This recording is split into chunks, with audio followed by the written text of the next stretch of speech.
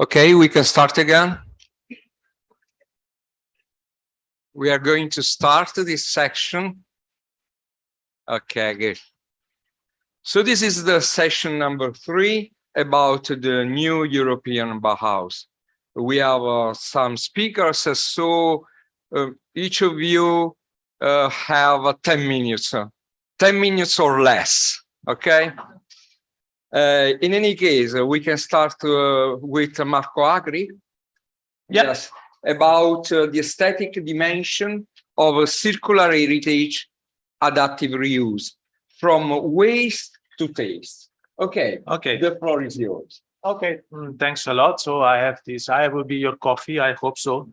So for the sake of the afternoon, I have 2 tools. One is the countdown, 8 minutes. And the other one is that I wrote my text, so I will be reading and I should stick to the 8 minutes. So, of course, I have to start with thanks to Antonia, Luigi, Iris, all group, as well as the Be.CULTOUR partnership for having organized this meeting, the invitation for the CLIC members, especially because this has been nourishing, let's say, and refreshing the investigation that we started in the early 2019.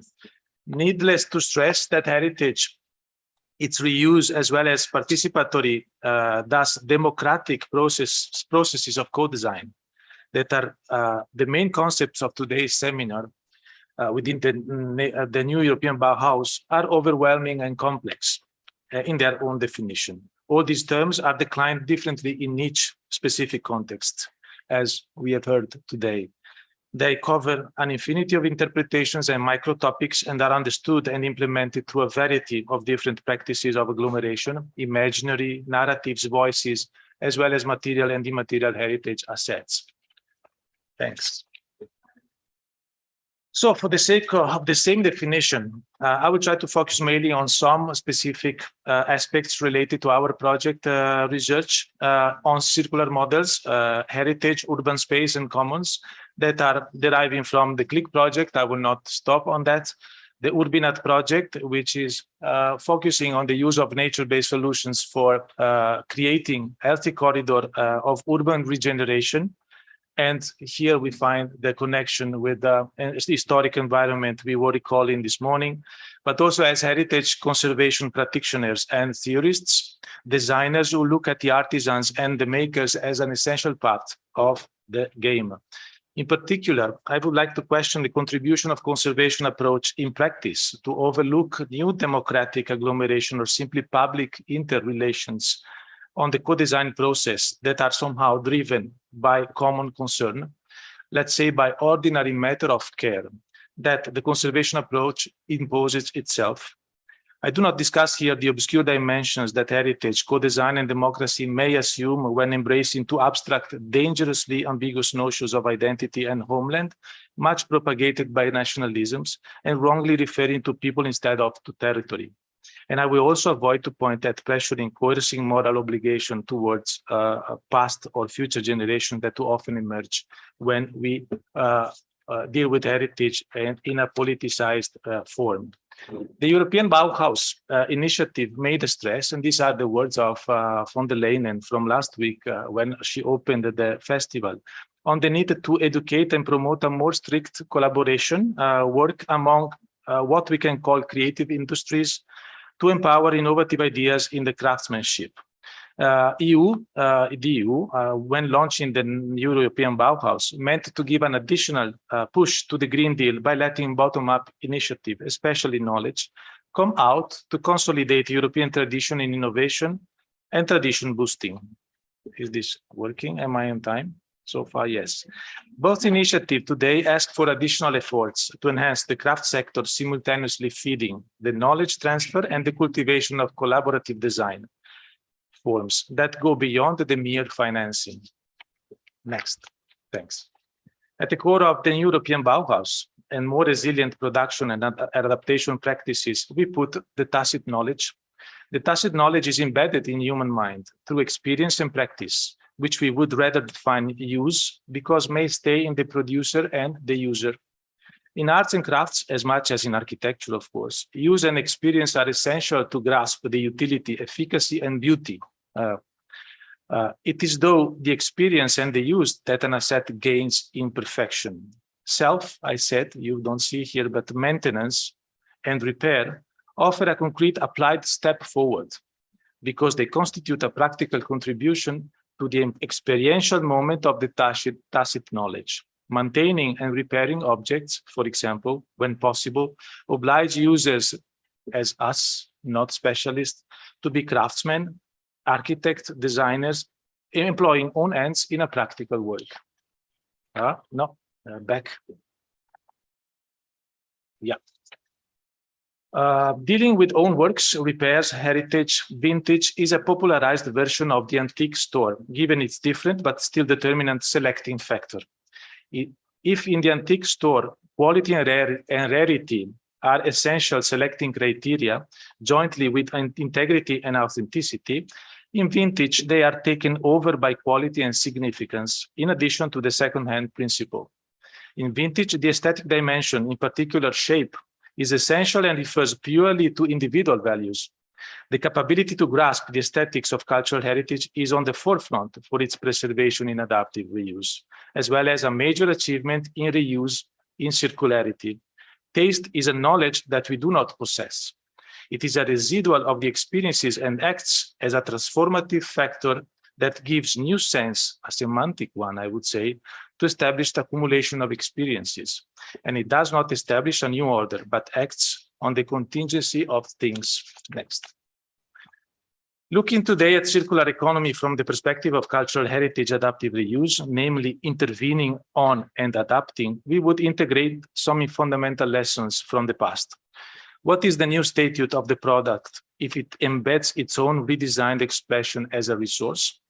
If the history or life cycle of things matters more than the statute of products as final results, then the multiple coexisting forces of outdated and new that are embedded and in friction in heritage and its preservation practice might offer a diverse design path, a tailor-made productive scenario. Tailor-made is, for me, important. In such scenario, consumer-producer exchange relationship does not necessarily maintain products and waste only as valuable, even if circular commodities, which would risk to only negatively affirm, instead of critically engage with, current linear production practices. European cities are an example of continuous redesign. Historic buildings have a history of continuous redesign. Anything has a potential for redesign. In Homo Faber, Sennett introduces the figure of the craftsman from the distinction in the pre-industrial society of animal laborans and Homo Faber, the former referring to a human being working as a pack animal, wondering how, the latter as a human being building a common life, wondering why. And here I go to the end, and I introduce you Paola, which is my mother, who was my mother. She was inspiration, of course, as a mother, but mostly in this specific day, because we were spending the last trip together in Naples. But more above all, she was a tailor, since I'm talking about tailor-made. And actually, you may see in what I try to represent of my mother, this is the last work she did. And it was based on a wedding suit for a lady that was made of a remaking for the second time, well, actually the third time, the wedding suit of the grandmother and of the mother of that lady. The second picture is showing my mother when she was 17, more or less, with all the family and all the dresses that she made for the family. So this means that she started when she was 9 in doing this. So she was driven by passion, which is one of the things that are presently not missing, but are not cultivated in the youngsters. Then the kind of collaborative form she had in that picture, you see me, by the way, but it's a magazine of fashion. And she actually, what happened was that a lady was coming with that image saying, I would like a dress like that one. And my mother was, of course, giving suggestions on the kind of suit, tissues, and adaptations that were possible too. And then finally, what is an atelier? So a lot of organized mess, I would say, but which is based on reproduction, reuse, recovering, and so on, of the materials. So what I would really like for the future of the festival of the New European Bauhaus is that we push a little bit more artisans and crafts, and we gather them since the early ages, maybe also turning the present trend in education, which is pushing people to the university, even though and when they are not interested for, as well as creating conditions as, for example, incubators, but there are a lot of theories when these crafts can be uptaken. Thanks a lot.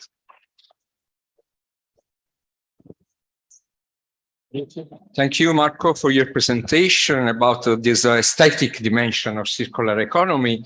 And it was very interesting to appreciate this importance of the users' experience and their relationships are so personal in this case with the producers. So I think this is a very important issue. It's the creation of the link that is not existing anymore between the consumer, the user, let's say the maker, but also the designer. We have the designer now that was not present that time.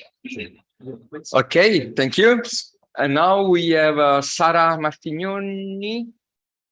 Okay, the presentation is about an European Alliance for Cultural Heritage Skills, the Charter project. Okay, yeah. Thank you. Good afternoon, everybody. I'm going to speak about this charter project, and the acronym charter is for Cultural Heritage Actions to Refine Training and Education and Rules. We were speaking in the lunch time that every new Bauhaus, European Bauhaus, every change and reutilization of the cultural heritage is not possible if we don't have skills and competencies, if we can't see how are the skills and competencies that we need now in this period and in this typical moment of the culture project, charter project brings together all the representation and the whole range, and it represents the whole range of the cultural heritage sector in Europe.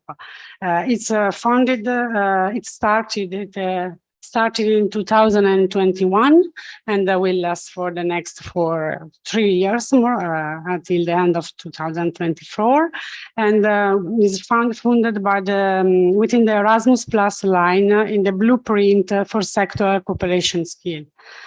It aims to develop a worldwide and European-wide strategies on cultural professions to facilitate the strengthening of the skills in the field of cultural heritage, encouraging the development of sustainable societies and economies with the new challenges of the blue and green economy, the digitalization, that's really a big issue in this project, in this moment.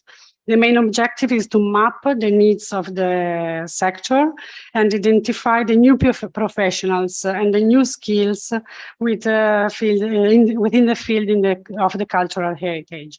That's an essential requirement for bridging the gaps between the world of the education and the professionals one. It will be very important also for establish guidelines and an institutional level to promote new policies for the development and location of and the enhancement of human and material resources. Now, the cultural heritage institutions are developing very different ways of working than they had in the past. We have a lot of new skills and new competencies, re-skills and reutilization of the old skills. And so this project is important also for this region. You can see that it's involved a lot of stakeholders from the education and the training providers, from the Eastern industry, public bodies and agency, and the cultural heritage professionals that are important stakeholder. I just spoke about the gap, okay. The Charter Consortium is led by the University of Barcelona.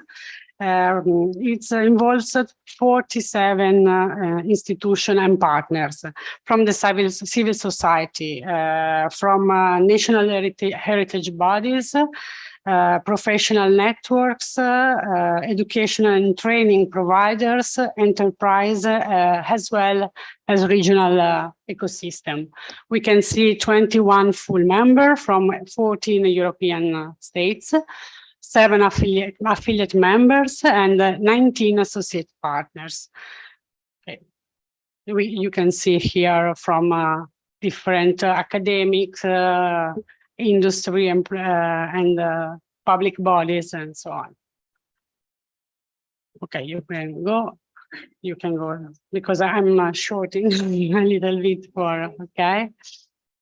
Synthetically, the project will deliver transferability of skills and of competencies between each states, between each partner, the mobility of people and worker, a new quality of works and competencies that the project is going to see, and economic visibility and new policies also for the European tools. And okay, you can go. The project, in 2 words, is the work of Charter is structured into 7 work packages. The work package 1, work package 6, and work package 7 are transversals, and they support all other work packages. Here you can see that work package 2 will analyze the strategy, will do a strategic analysis of cultural heritage competencies and occupational profile. Instead, the work package 3 is studying the educational and training worlds, and all the training part of the educational system, but also the like more informal educational and competence. Work package 4 study the integrated dynamics of the sector. So with some regional cases, there are some groups and meetings, general meetings that are in each partner country, where they study the stakeholders, which is the relation with the stakeholders and the dynamics with the cultural words. And work package 5, that's Alan, and is going to see after work package 4 is looking also for the good practices and for a new mobility of people and the competencies all around Europe, and how they can exchange and do. Work package 5 will, if you want to go up, because I took the goal, but it's not. I can send. Okay. Work package 5 will draft a sustainable skills for strategy for the every package works together and propose recommendation. Work package 5 also propose recommendation and new politics for the European. I'm speaking 2 minutes about Milano, the Milano workshop. Then if I can show a video, short brief video. The Veneranda Fabbrica del Duomo di Milano, where I work as a partner of as a full partner of the Charter project, host a meeting, a workshop entitled Stakeholders in Cultural Heritage, the case of Veneranda Fabbrica del Duomo. The Veneranda Fabbrica and the Duomo of Milano is a very good example, a very good case study for this project, because around the Duomo there are a lot of competencies, a lot of skills that go and work for the Duomo and in the Lombard and Milanese and Lombard ecosystem. The main topics was the aim of this workshop is to provide the charter project with a case study for an in-depth analysis in the cultural system, in cultural heritage system, in collaboration, the collaboration with stakeholder and sharing and disseminating new methodologies and promote and the enhance of the cultural, material and intangible value, heritage. The program included 3 days of meeting, of visits, experience, workshop, in a very, very informal atmosphere where people are representative from charter, from the European and national institution, and also for the stakeholder in Milan of the Milanese and Lombard area, spoke about the Veneranda Fabbrica is more than 200 people, employee, about the 2,800,000 visitors in 2019, because now it's quite a little bit different and so on. I think that image can speak better than me. I'm sorry. Okay.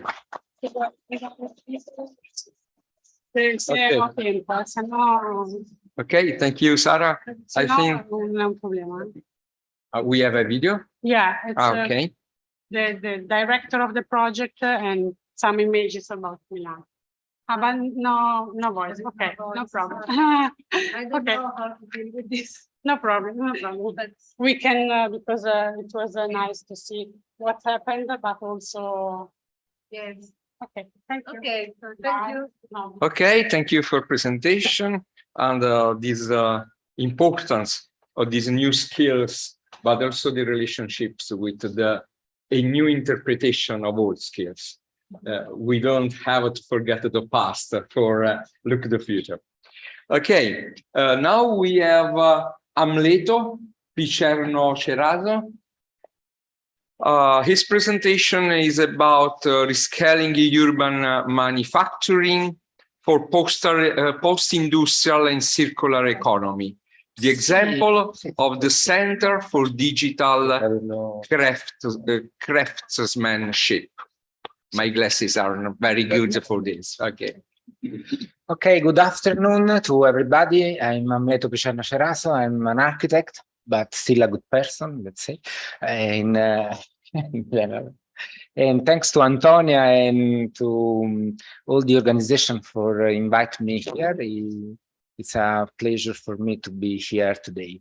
I will run my presentation in Italian just for reason of time, as I told you to Antonia, but I promise all my stuff and all my PDF in English version also. Thank you to the other people that can understand, let's say, in another time my presentation. And but we will see if we can run also in the same moment English and Italian languages.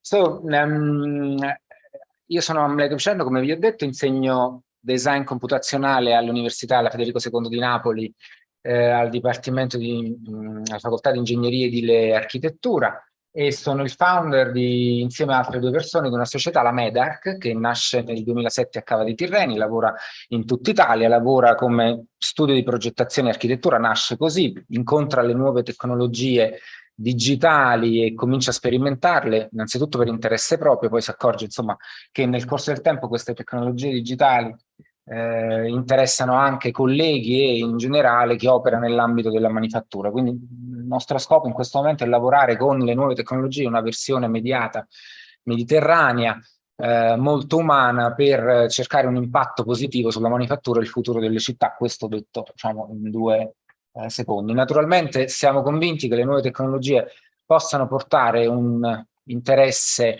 e una, come dire, una crescita per tutto il reparto manifatturiero, artigianale, il Made in Italy in generale, e le aziende e gli artigiani devono solo scoprirlo. Questo vi racconterò poi il nostro modo di operare in questo senso. Vuoi provare a tradurre? Provo. Ok, vai. Okay.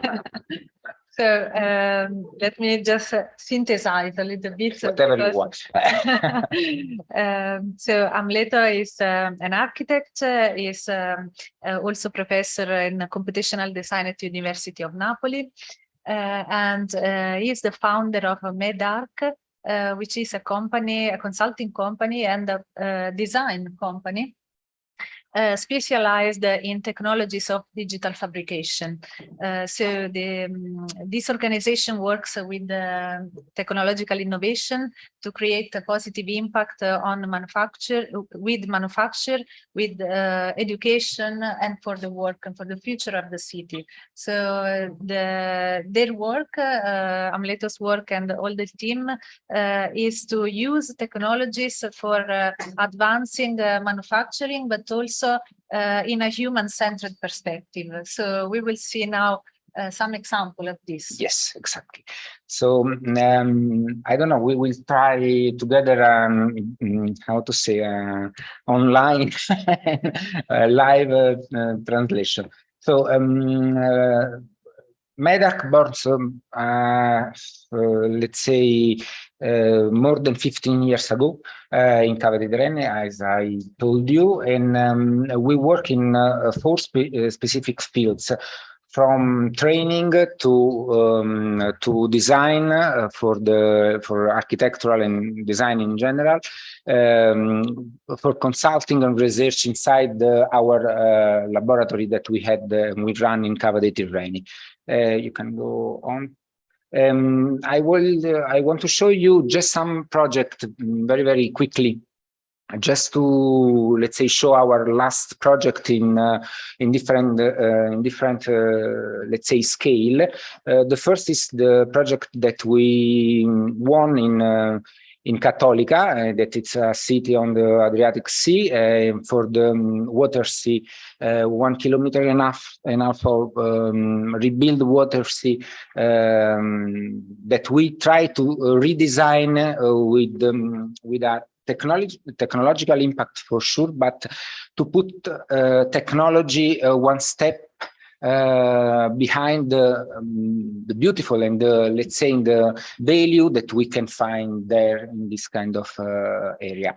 The project now it's under construction, so we will see the final result, I think, in more or less 2 years from now. Another kind of project that we also here we won a competition for Via del Corso in Roma to illuminate this again one street longer 1 kilometer with more than 1.5 kilometers of optical fiber, an app that can show you a different aspect of the heritage and cultural from how to say, from in general Italian culture, from movie to art and picture, that it's related with this kind of pieces of the city of Rome. It was a very, very nice project that we will run also for other 2 years. Let's say last year and the other one, and I hope the next one, Ashea can ask you another kind of installation for rope. Here we can see, let's say, the technical part of the project that work for a sustainability aspect to consume less energy with a new approach, let's say, with a new kind of traditional, how to say, traditional illuminazione natalizia. Lighting for Christmas, no? In a new way to understood this kind of approach, particularly Italian approach.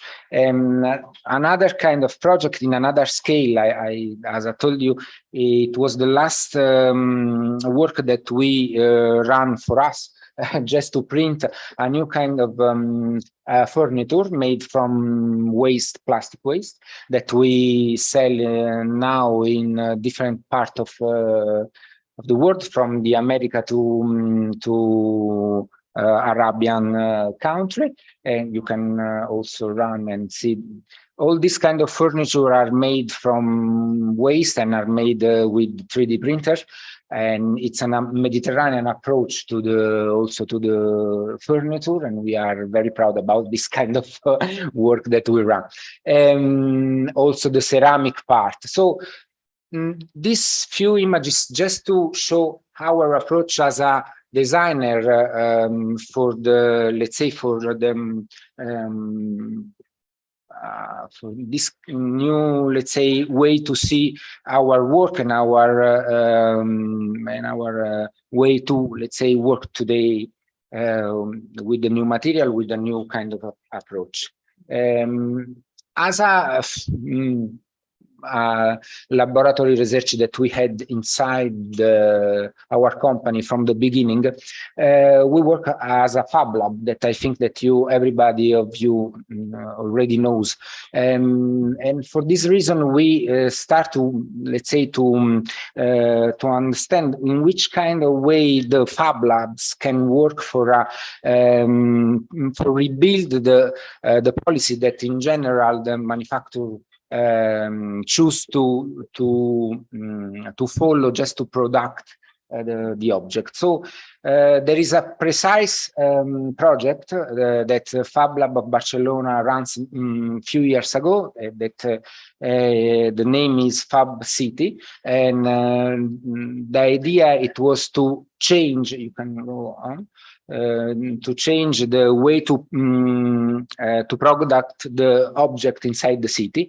A lot of city participate in this kind of project, from Barcelona to Boston to Amsterdam, from, let's say, 7 years ago, more or less. And the idea is to shift from one, let's say, a model that we call PITO, product in, trash out, that which means that we, okay, I have just 1 minute, great, the time is running. And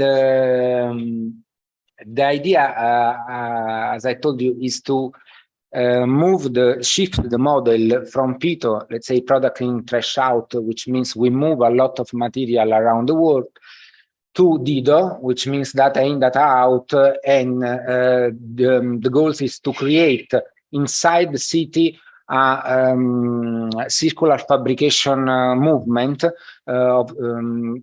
related not only the material that come from the local region, but also all the waste that the city and the local region product, and just move the data from one city to another city. In this way, we can, let's say, rebuild, if it's possible, the way that we, everybody, let's say, knows about this kind of the normal linear product, no?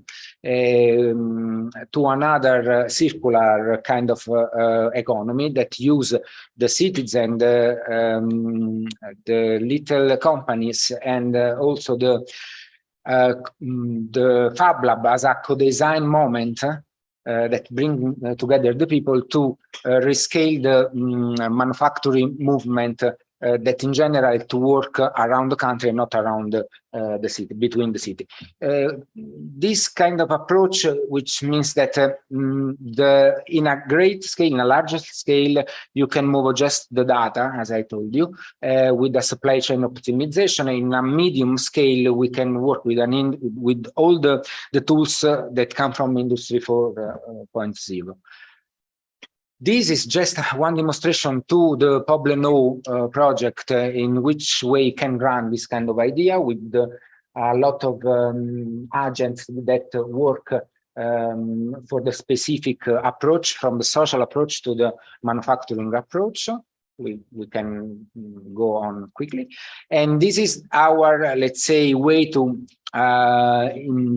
work with this kind of new approach in Cava dei Tirreni, that it's a little city near Salerno, where you both also. By the way, there is a center for digital craft. You can go on, where we have different kind of services and facilities, from artisan space, where the artisan and the company can sell the product, and also different kind of digital fabrication laboratory, co-working space, training space, and also one beautiful gallery at the center of the city. Here in this kind of space, the artisan with the companies, with let's say, with the training that we offer to the artisan, can develop a new kind of approach to the matter, also to the work, and not only to the let's say business model that run behind their work. So from 3 years ago, we helped more than 14 artisans and companies to change and to shift from, let's say, an old way of work to a new kind of approach. This is just some picture that show the old, let's say, model and the way that we used to work with this kind of approach. It's a very, very for me interesting, and it can, let's say, show a new kind of possibility. You can very go on if you want. And inside the Center for Digital Craft, we can also host different kind of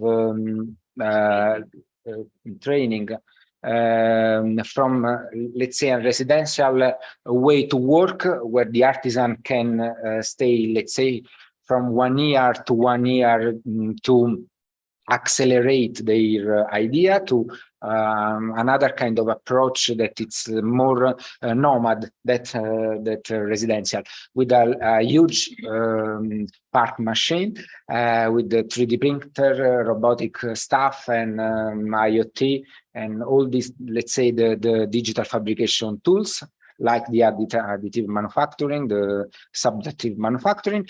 And from there, from our, let's say, boards, we run more than 10 million of public programs for the innovation.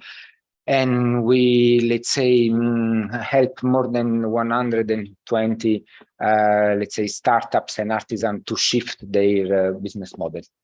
I think that we can stop here. Okay. Thank you very much. Thank you, Amleto. Very interesting, your projects to put in practice a circular economy. And now we have Francesca Pozzebon. Your presentation is about towards a European learning community on cultural heritage. Yeah, thank you very much. Hello, everyone.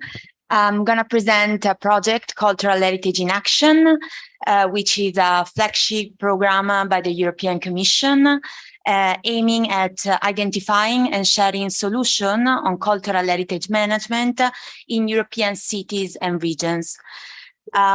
Cultural Heritage in Action actually started in 2020 with the first phase, and it is implemented by a consortium of 5 partners. So kind of little compared to other projects that we have seen so far. The partners are Eurocities, the European Regions Research and Innovation Networks, which is the organization that I'm representing, Europa Nostra, CEA, and the Architect Council of Europe. So each partner reflects and actually mirrors some of the topics of the projects that you will see in the next slides. So the main objectives of the projects are to co-design cultural heritage policies and programs involving different stakeholders, so a multi-level dimension of the stakeholders involved in heritage asset, share this management and safeguarding of cultural heritage, and increase the valorization of the cultural heritage in the communities and the territories that we are identifying, as well as use this cultural heritage asset to contribute to the development of the territories and the communities that are involved in the project. Along these objectives, there are three core areas that have been identified in the first phase, which are the adaptive reuse of heritage buildings, the quality of intervention on cultural heritage, and the participatory governance and the management of cultural heritage.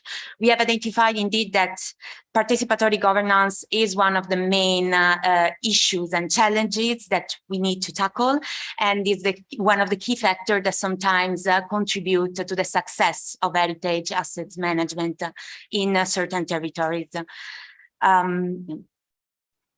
Cultural Heritage in Action has two phases.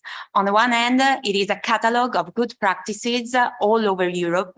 So we map, collect and share all the good practices of cultural heritage from Finland, where, for example, we identified a cable factory, an industrial building that was reutilized, reused as a cultural space involving all the local communities, to an example in Florence, where a digital app was built to redirect touristic flows from overexploited areas to unexploited remote locations in the city, and other examples all over Europe. And on the other hand, it is a peer learning scheme.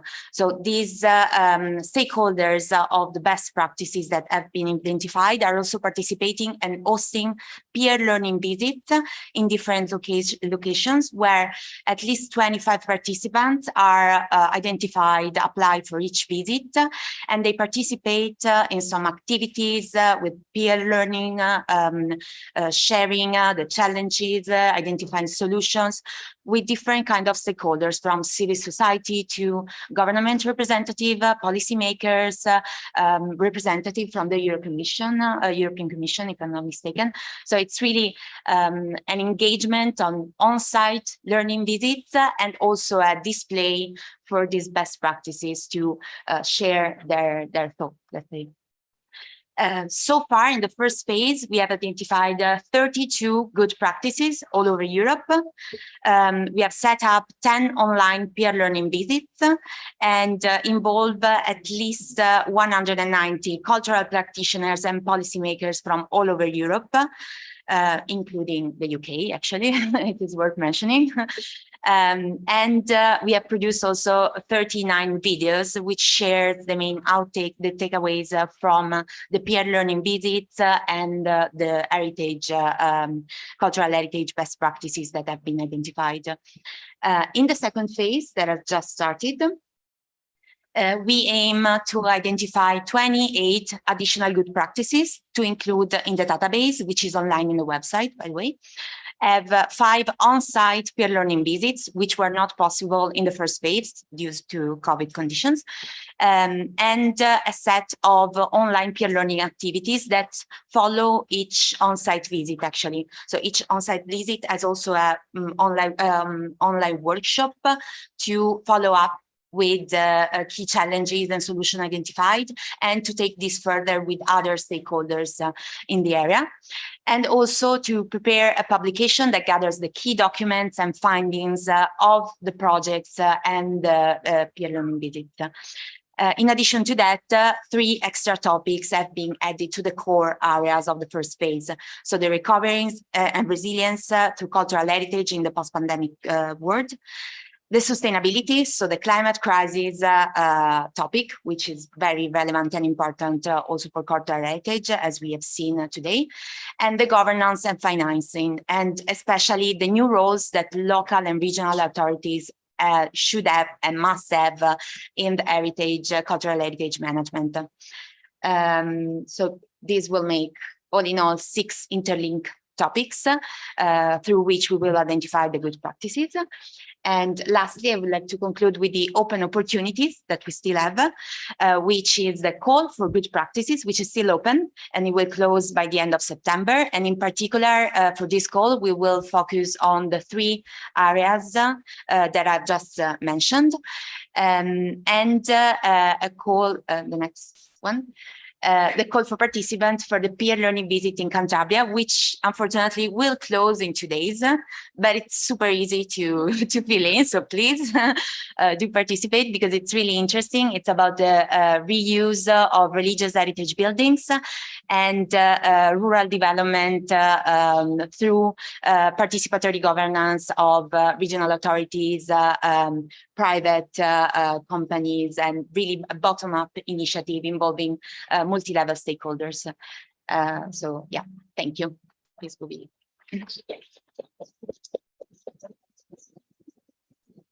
Thank you. Very interesting project. I think that I go and see the videos. There will be data online, of course. Maybe I have 2 days. Okay. The next one is Marcella De Martino. Okay. The topic is adaptive reuse or religious heritage in Naples, the experimentos Ad Maiora project. Yes. Okay. So thank you and good afternoon to everybody.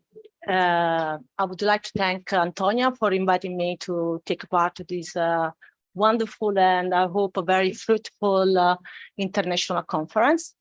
And thank you very much, Mr. Chairman. And I have slightly changed the title of the presentation, sorry, this morning, because I thought that was better to share with you, with this audience, the preliminary result of a part of a research activity within the Ad Maiora project.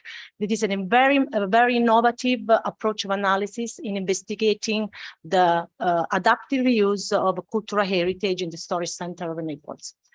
So, okay, my background is in business economic, so I'm not an architecture, and I'm the responsible coordinator of the project since 2021. It's a very challenging project because it's based on a collaborative agreement between the CNR and let's say the Archconfraternite commissioned in the city of Naples. So we will make research activity and then validating our research on 7 churches located in the storage center of Naples. So the Ad Maiora project, as you can see, is very challenging, as I told you, because it aims at designing and testing a new adaptive reuse model on 7 oratories in the city of Naples, in the storage center of Naples. And the project is composed by 5 working programs. The first one is more concerned about the cognitive phase. So we are trying to exploring our context and also the readaptive use already performed by other organizations in the city of Naples. While the second focus on co-designing process, the third one is about the development of an innovative business model that will be then experimented in these oratories. So my presentation today is about the WUPI1. So it's about the application of the social network analysis in the analysis of cultural heritage. So we draw on, let's say, cutting-edge research activity and topic concerning the cultural organization. So there is an emerging research stream that applied the network science in the investigation of cultural organization, because the network science, of course, it's more related to, let's say, the relational and collaborative understanding in any organization. And today I will show you the application specifically of the social network analysis for investigating the reuse, the initiative reuse of some 8 associations in the city of Naples.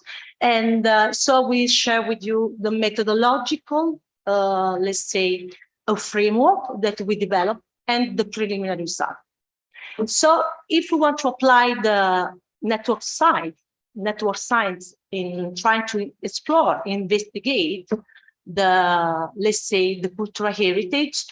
The first effort is to make a theoretical reinterpretation of what is a church. So we start by considering the church as a place of interaction. So interaction among association, foundation, organization, service provider, users, and clients. Okay. So some Napolitan is necessary sometimes. Thanks to this, I don't know why, it's just me.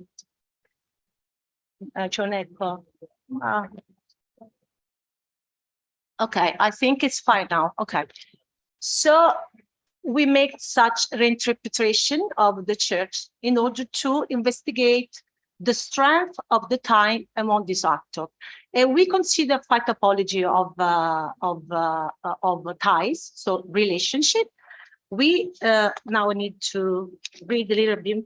So we consider stable tie among the actor involved in the management and coordination of the reuse initiative. So it's the ego, or let's say the belly of the managers.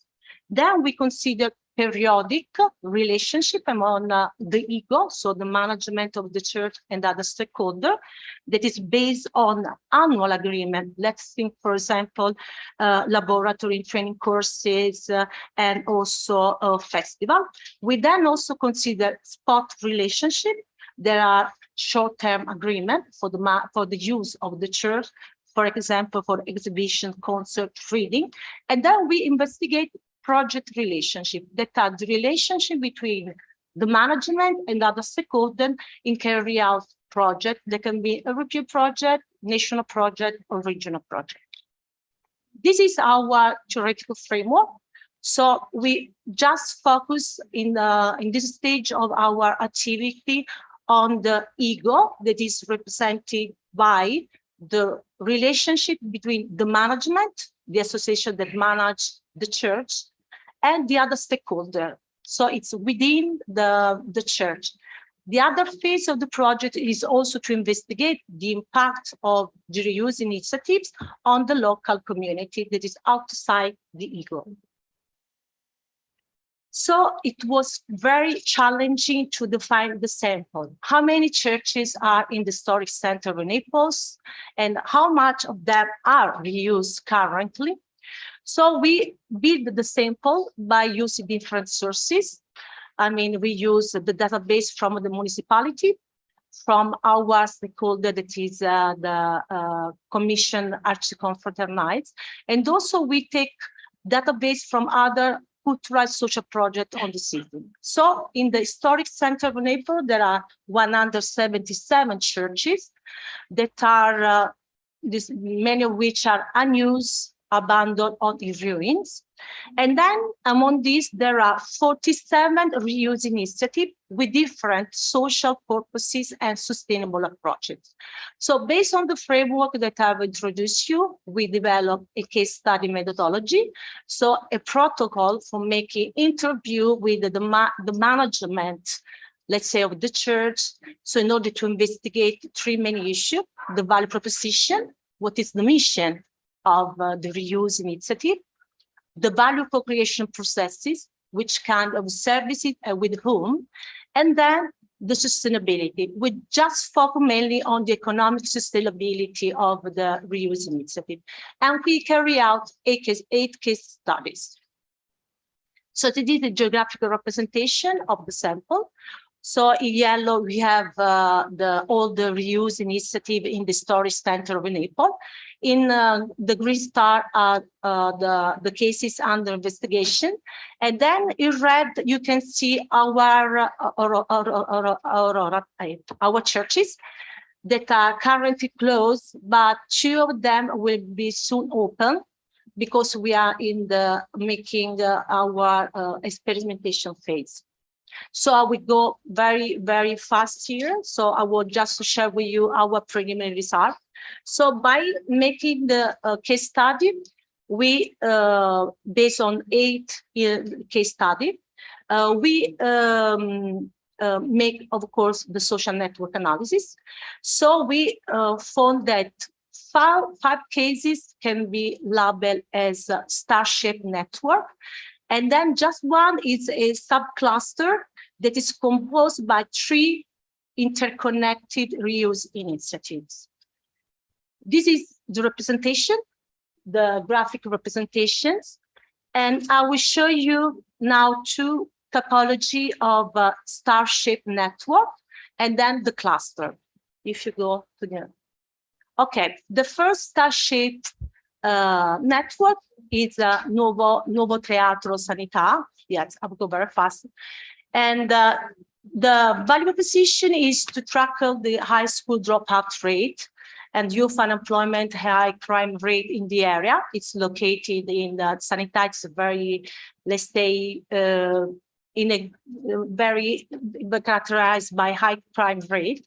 And so the reuse initiative is more concerned through the creation of a theater for providing qualified training courses. We have different kinds of courses. Of course, some courses are free for the local community, while others are for, let's say, professionals. And the economic sustainability is mainly based on, let's say, fundraising activity.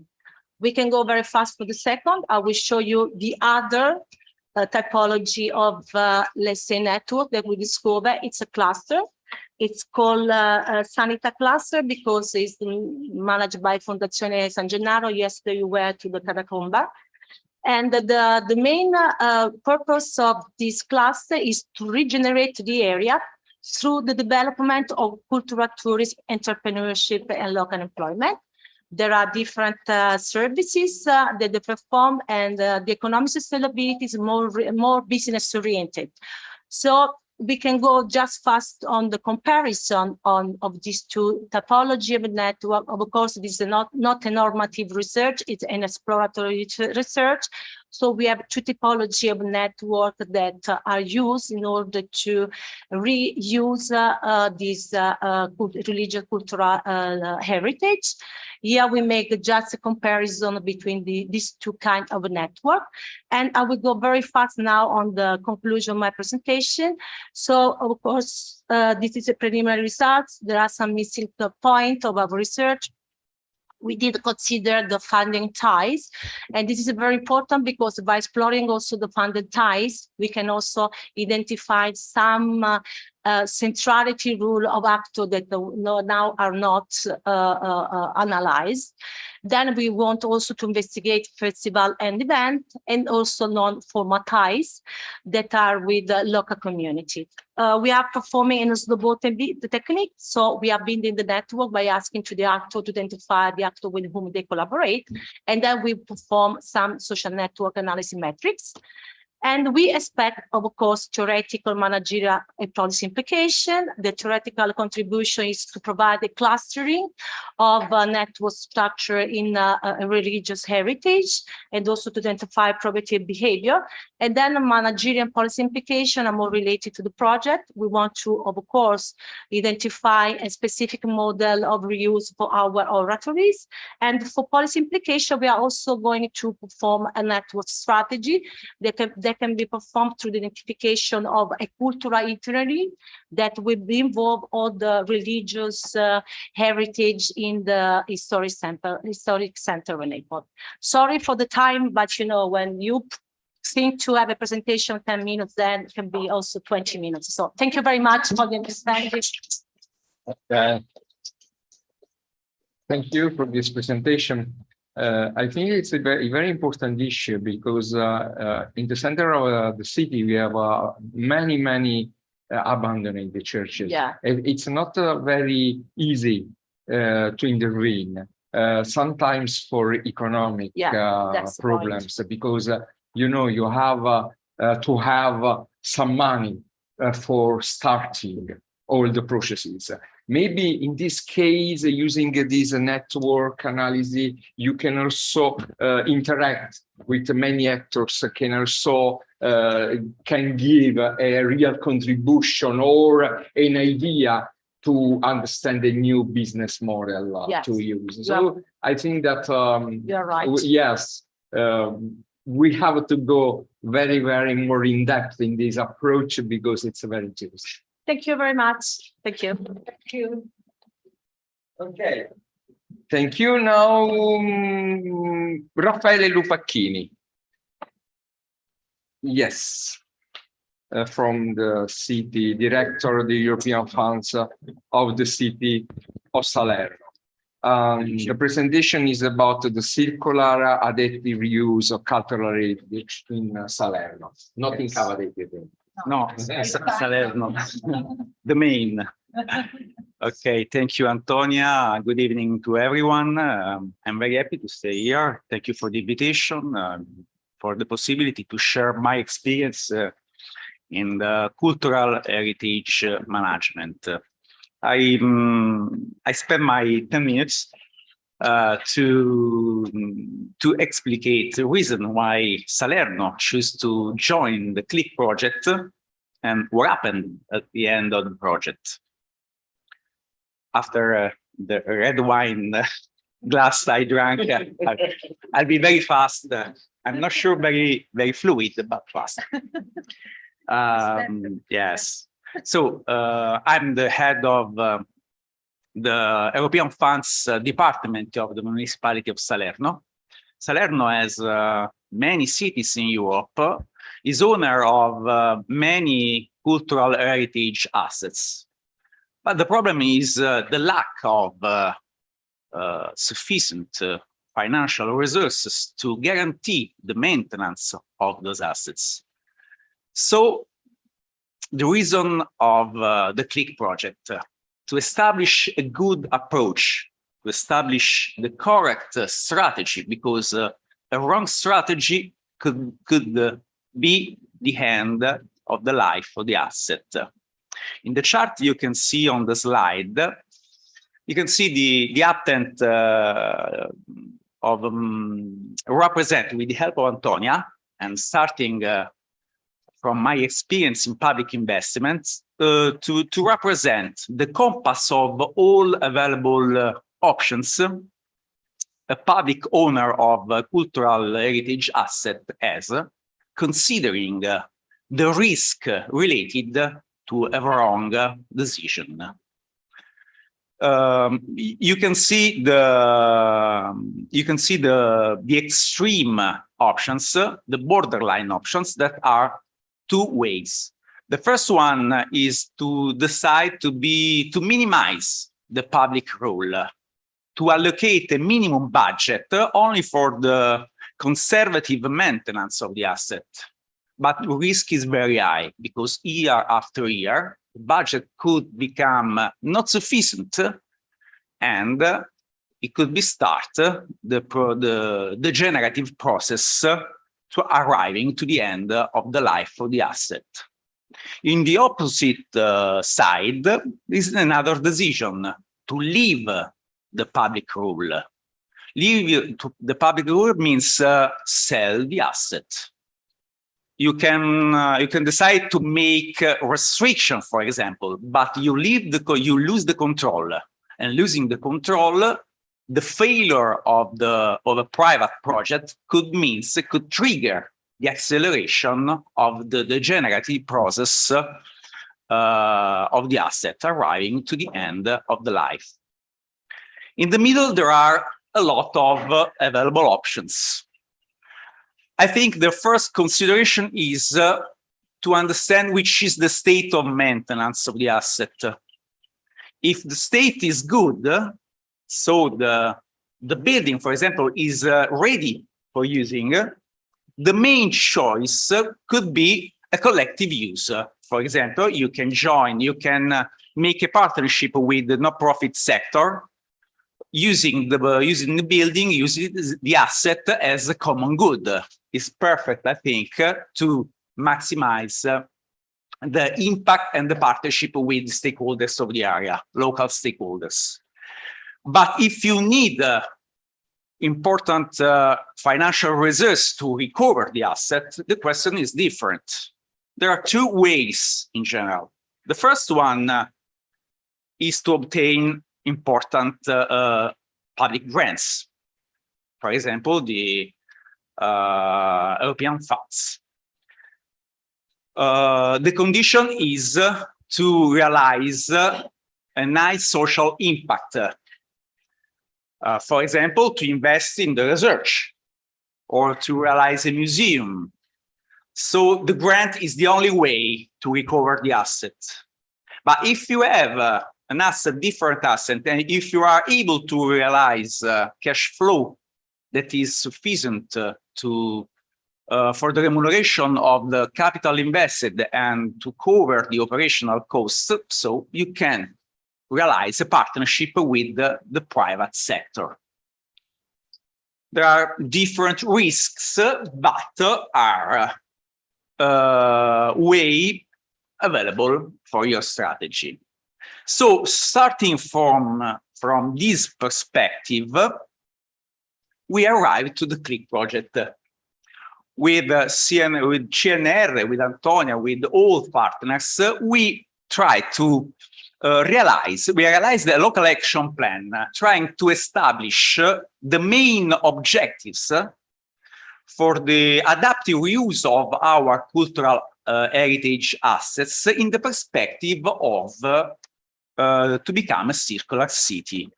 There is no time to explicate all the objectives, but it's very important, the first two. The first one is the realization of a new regulation for the management of our cultural heritage assets as common good. So involving all the local stakeholders to maximize the social and economic impact on the area. The second one is an experimentation. We try to understand the better adaptive reuse strategy related to our abandoned heritage asset, the Edifici Mondo, that is a complex, a complex of ancient monastery in the center of the city, used as prisons in the last century. What we did, we realized a public consultation. So we started from the bottom, listening all the stakeholders of the area. We selected criteria to maximize the social impact of the ideas. What we asked, for example, the regeneration of cultural, natural, social, and economic resources, promotion of synergies, and the ability to generate positive impacts on the area. At the end of a public consultation, we received 14 reuse ideas presented by interdisciplinary teams. After we started with a co-design workshop, and at the end of the workshop, with the help of CNR and other partners, ICEC and other partners of CLIC, and at the end of the co-design workshop, we choose 4 projects developed on the perspective of the circular reuse of the asset. What we did, how we used this idea, we realized last year 2 projects for 70, more or less 70 million euro of investments. We submitted those projects to a call of PNRR, that is the Next Generation European Funds. And now we are waiting for the result of the call, but we are very confident about it. One project is enough. 2 is perfect. Yes. We are thinking to realize a big hub of innovation with CNR and other university and partners. We use the zero emission construction criteria. And so we are very confident that this is the correct way to become a circular, probably the first circular city in the south of Italy. In conclusion, I think that the adaptive reuse is one of the main pillars to realize the strategy of investments in the perspective to become a circular city. So in the perspective of the circular economy. But I think there is not only one recipe for a recovery project.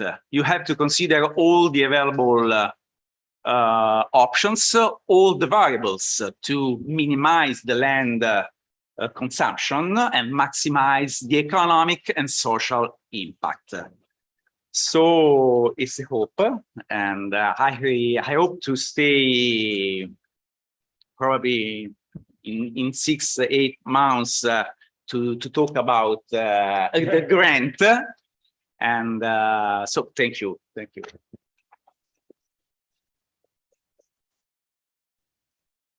Thank you for this presentation and good luck for the grant. But in any case, I think that this model is very, very important because I know it more than this presentation. And I think a very important point is the combination of social analysis from a bottom-up approach, of multi-criteria analysis, because you have evaluated the project from different dimensions, and the cost benefit and financial analysis.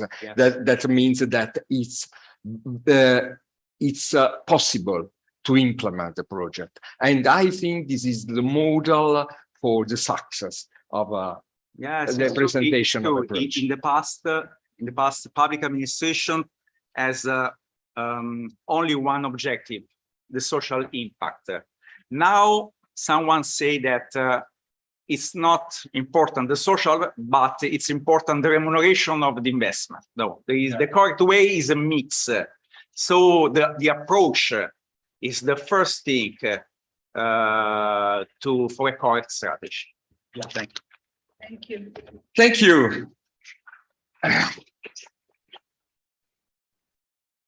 The last one, a presentation of this session is from Aliona.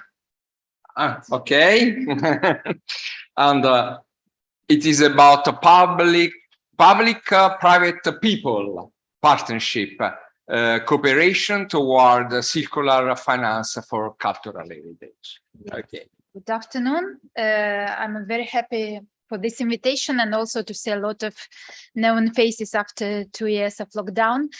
I indeed will confirm a lot of feedback from Raffaele, because we were together partners in CLIC project, and now we are continuing on the Be.CULTOUR project to go on with our development, and in particular with the financing mechanism that we proposed under CLIC, and now we are under an implementation phase in Be.CULTOUR project. Okay, so what is very relevant and evidenced by Raffaele, that we can have different type of interventions, of initiatives, and in particular in cultural heritage sector, these initiatives are characterized by very specific features. In particular, in cultural heritage, we can have initiatives that generate relevant cash flows. That is one of the most, let's say, important argument, together with another relevant aspect I'll tell you now. But at the same time, a lot of initiatives in cultural heritage are not generating sufficient cash flow. So this is a very critical issue for this sector. Also, the valorization of cultural heritage can undergo different phases, from the design stage to the building stage, and also to the use and operate stage. So we need also to consider in which stage we are. Last but not least, today we see a lot of interest towards sustainable finance. This is linked to the achievement of sustainable development goals of Agenda 2030. In this perspective, the European Commission has launched and is already operational the EU taxonomy. This means that the focus is on sustainable activities, and these sustainable activities need sustainable finance. So during the last 4 years or even more, we are working on this. So the investors today are looking not only for the market financial returns, but they are also interested in returns and in initiatives that also generate impacts. So our variables today are not only cash flows, risk and return, but also impact. So our value proposition in relation to the financing mechanism we proposed are focused on the generation of value at local level. We are looking for the initiatives that have high replication potential in different contexts, not only at local level. What is, let's say, rather new is to have win-win-win solutions, including also the people dimension. And of course, we are looking for the cooperation of the social sector, and not only for the return on investment dimension, but also including social dimension, environmental dimension, governance, and culture.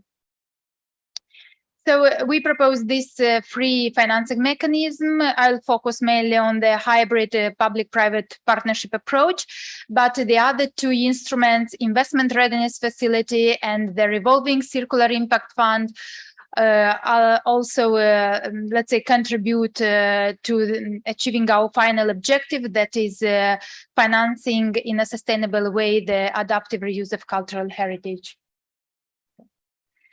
So in respect to the public-private partnership approach, as mentioned by Raffaele, public administration was always rather focused on the social well-being, generating social impacts, while the private partner is more focused, of course, on the economic value.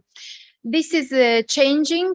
So sometimes public administration is looking let's say, to make quick money, while the private investors are starting to look for impact investments. So from this perspective, of course, if public administration is looking only for selling goods, probably the private partner will try to acquire the most profitable one, leaving the less profitable one to the public sector, thus generating a cherry picking effect, a phenomena that is not quite good for the public administration. So what is necessary is to join these two partners and to try to create shared value among them, and in particular cultural shared value. So we started from an approach shared by the United Nations that included the people dimension in the public-private partnership. It was not experimented a lot for the cultural sector, so there is a lot of ground to be experimented, and these are the main features on which the United Nations approach is focused. So on inclusiveness, on stakeholder engagement, replicability, sustainable initiatives, as well as economic sustainable initiatives. So our focus on hybrid public-private partnership is focused on the inclusion of the people dimension. We want that citizens participate from the start of the process, and also on the monitoring of the outcomes of the interventions, ex ante monitoring as well as ex post. This is possible through a list of indicators, in particular CLIC as well as Be.CULTOUR is studying a lot of KPI that can be useful, let's say, for the framework. And it is also possible to adopt paper results schemes that indeed can incentivize the private to act in the perspective of impact generation. So a few words and I'll complete. The investment readiness facility is focused to enhance the maturity of the initiatives, in particular this type of mechanism that can be, let's say, implemented by public administration at regional level, at European level. There are already several experiences in the European context, can support market failures, and through different type of technical assistance can contribute to enhance the maturity of the projects and thus transforming them in bankable initiatives. So this is one mechanism, and the other proposal is regarding a revolving circular impact fund with very peculiar features towards sustainable finance. Here we also have both public and private, let's say, co-investment. The focus is on permanent capital in the way of having revolving returns towards the fund. Thus, it can contribute to finance many initiatives. The approach is towards blended finance. That means that based on the stage of the project, we can have different type of fundings. And also what is quite relevant, the project bundling. So we can have a project portfolio with initiatives that are able to generate cash flow, good cash flows, but also projects that are not generating sufficient cash flow, but they are mixing, can of course still give interesting returns and impacts. Yeah, I think that I completed. Thank you. Thank you very much. Okay, I think that some consideration are strictly related also with the previous presentation.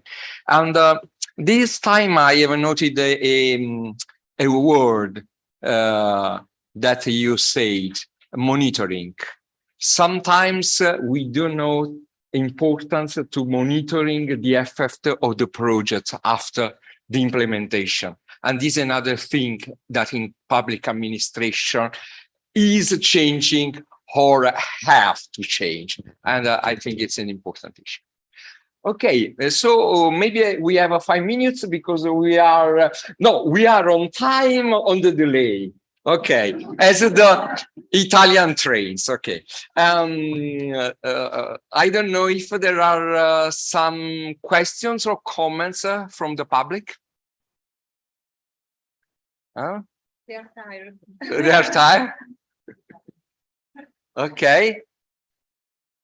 So we can close this session here around distraction. Okay, so thank you very much for remaining with us. First of all, we have a last session after with the young researchers who can share their results, their first results. So now we would like to invite you again for a coffee, for a refresh. And then if you want, you can stay with us again for the last, very last session, who will be moderated by my colleague Martina, who is there, and with many other valuable colleagues from the CNR, from the University of Napoli. So I invite you, if you manage, to still remain with us. Thank you. Okay.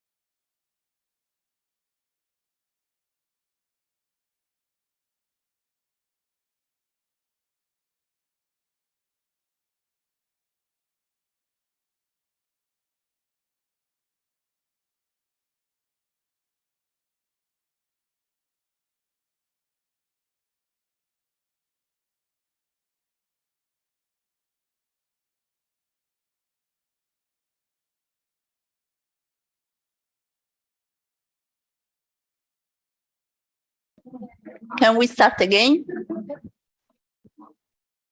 Okay. Congrats to survivors. I am very happy to present this session and to introduce all my colleagues.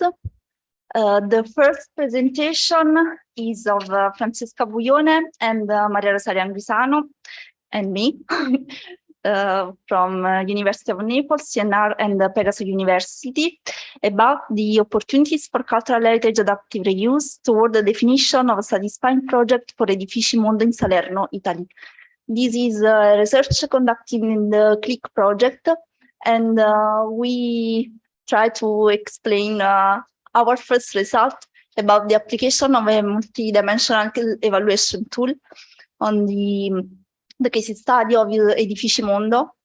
And please, the floor is yours. Thank you, Martina. The second slide, please. Thank you.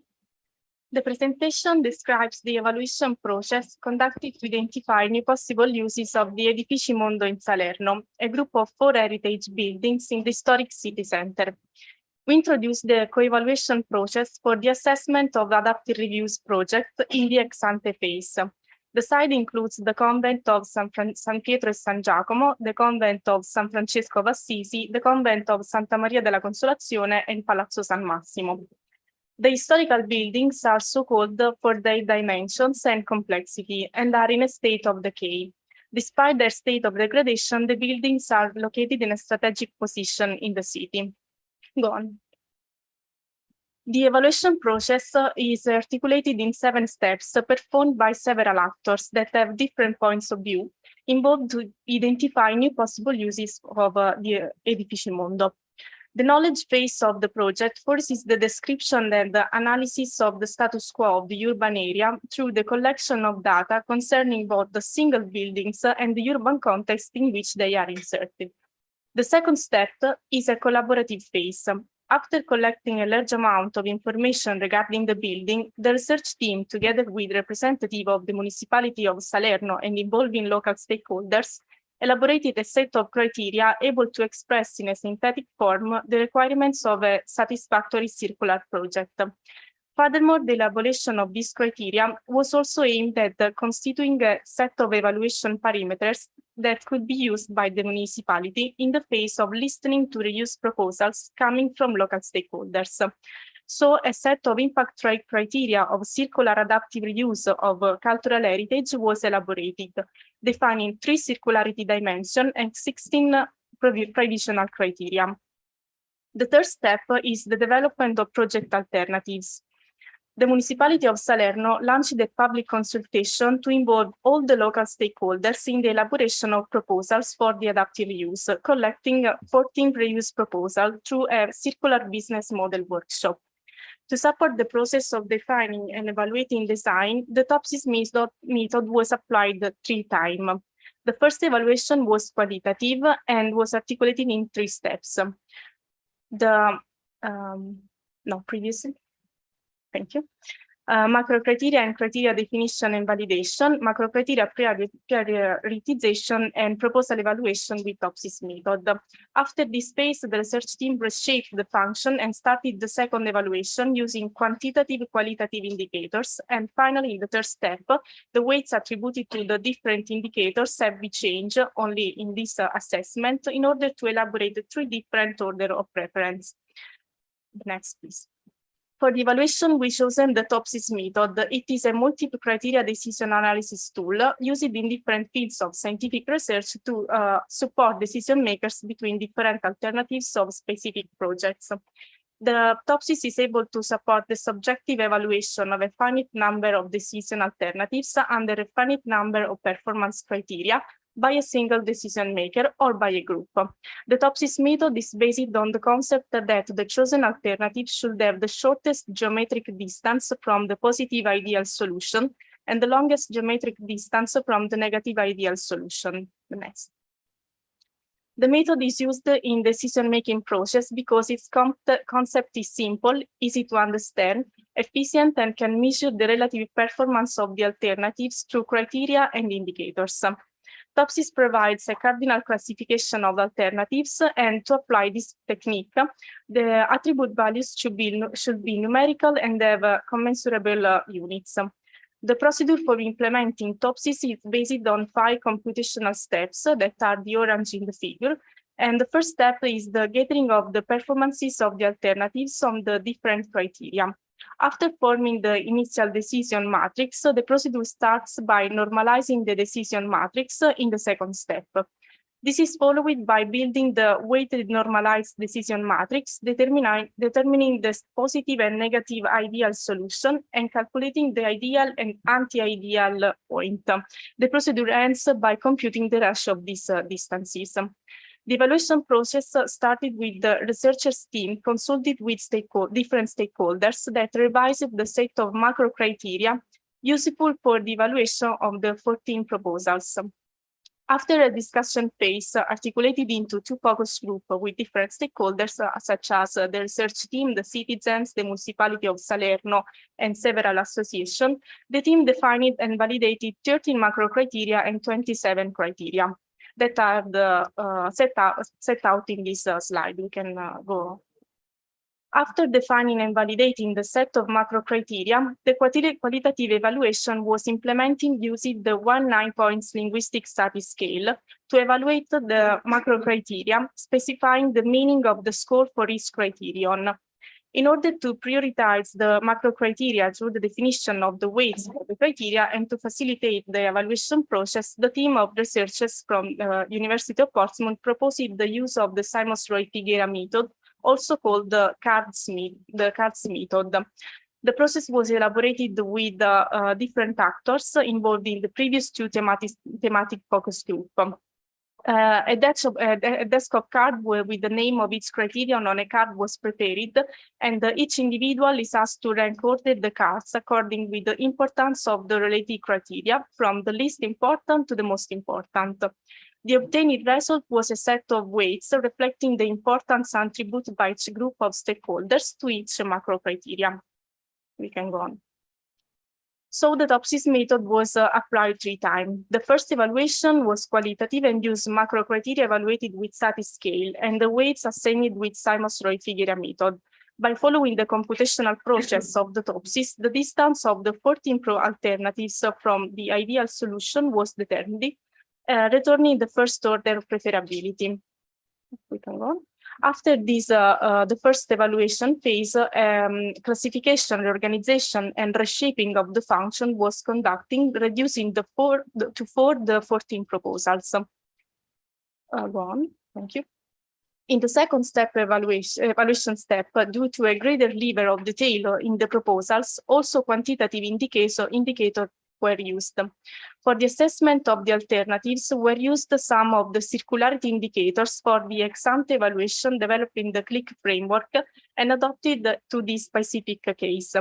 With reference to 57 indicators identified for the evaluation of the Edifici Mondo reuse proposals, the research team used only 19 of them, considering their significance for the assessment of impacts in the 4 dimensions, so cultural, social, economic, and environmental. Assuming the same weights of the previous evaluation, the second ranking of preferability was obtained.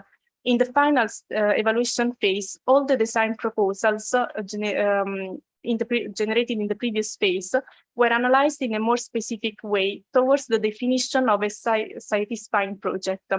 The weights attributed to the different indicators have been changed in this assessment in order to elaborate 3 different orders of preference, outlining 3 respective project scenarios. Go on. And in particular, in this 3rd step, the weight of the groups indicator have been modified. In the first ecological and social scenario, we give more attention to the social and the cultural components. In the second project scenario, instead we give a maximum score to the group of indicators characterized by an economic component, and only for the natural capital regeneration, the group of indicators have the weight remained enhancement. And finally, in the 3rd scenario, the equal weight was given to the ecological, social, and the cultural and economic indicators. We define the alternative project for the first, the second, and the third ranking on of the preferability. In the first function, in the first ranking are 14 different functions. Both in the second and in the third, we define the 4 alternative solution for the adaptive reuse of the edifici mondo. And in the end, we try to define the best project scenario through the reuse of building using a dynamic approach. It is important to remember that to perform this dynamic approach is necessary to use a dynamic evaluation approach in which criteria, weights, and alternative change in evolutionary spiral. And in the end, we define 6 scenarios for the project, and the 6, the last is the ideal project that we call it the satisfying project. And in this scenario, we added some new function like bar, restaurants, apartments and room, conference room, and so on. And in conclusion, we can say that the multi-criteria evaluation tool are necessary in the planning phase of the adaptive reuse project. And the dynamic approach, we considered the dynamic approach have been, our dynamic approach have been considering the cost and the benefit of the local level for all the stakeholders and all the needs of the stakeholders involved in the workshop. Thank you for the attention. Thank you. Thank you. I want to suggest just 3 reflection about this presentation. I think this work was very interesting for 3 main reasons. The first is the experimentation and implementation of an evaluation method able of supporting co-design process in all steps, and able also to incorporate both quantitative and qualitative data. The second was the involvement of local stakeholders in all phases of the co-design and the co-evaluation approach and process. And the third was also this aspect about the iterative and interactive process in which the outcomes of each steps are the result of comparison and brainstorming with the stakeholders involved. So we think that this approach could be replicable also in other contexts and on other case studies to better understood its potential and also to implement our research. Thank you.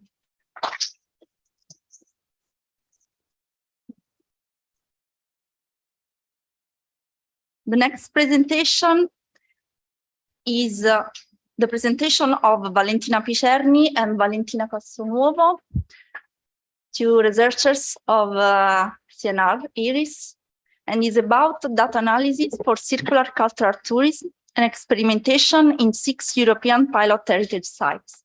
The floor is yours. Good afternoon. Thank you, Martina. Thank you all to be here.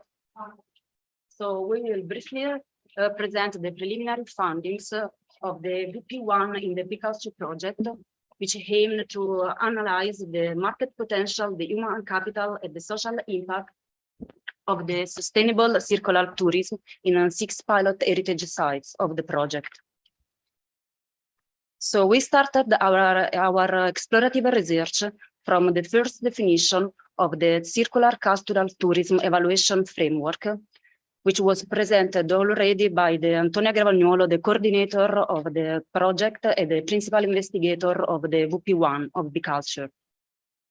The framework includes 3 main dimensions: the environmental regeneration, the human-centered approach, and the cultural experience, and the 18 criteria and indicators expressing a new way of thinking about travel and cultural heritage. In order to test the framework, we carried out an extensive empirical analysis through the collection of qualitative and quantitative data. In this regard, we used two main data sources. Primary data sources were collected through ad hoc surveys carried out in each of the 6 pilot sites, thanks to the support and engagement of the partners. And statistical data sources related to 3 main pillars, specifically the general characteristic of the region, the enabling context, and the sustainable cultural tourism. And then my colleague will explain better this point. My presentation will focus, and I will try to be very fast, on the surveys carried out from August to October 2021. That was structured into 4 sections, specifically the demographic data, the travel experience, the global satisfaction, and of course, sustainability. We carried out 2 levels of analysis referring to the survey results. The first level concerned descriptive statistics, which were very useful to us in order to get information about the pilot sites because of the lack of data characterizing some areas. The second level was a data mining approach for identifying the characterizations of a visitor's profile. Given the time constraints, I will show you the result concerning one of the 6 pilots. As example, we choose the cultural park of Riamartan, Aragon in Spain. At the first level, we applied a framework of analysis composed of 4 main sections, including the social demographic profile and the 3 main stages of travel.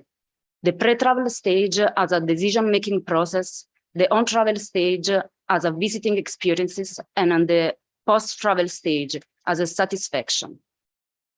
It allowed us to have a portrait of the pilot sites based on visitor attitudes and perspective. Now we are just an overview of a very detailed results we achieved because the survey was composed of 53 questions. So it's not the right moment to go inside the detail. We skip directly on the second level. And as I said, we applied a data mining approach in order to have a characterizations of a visitor profile. Among other results, we identified 3 typologies of visitors, specifically the residents, the proximity travel, and the tourist. And this is a very simple representation of the results given by this approach called the mod. And through this method, we, for example, find that the proximity travel in Aragon is usually a visitors between 35 and 44 years old. You usually visit the park for a one-day visit to enjoy nature and cultural heritage with their friends, and they would appreciate it next time more local food and unconventional guide to discover other places in the park. So this method was very useful to understand which kind of a visitor characterized the pilot sites, but also the potential visitor you could be attracted in the area.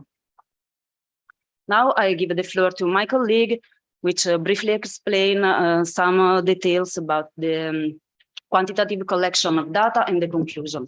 Thank you.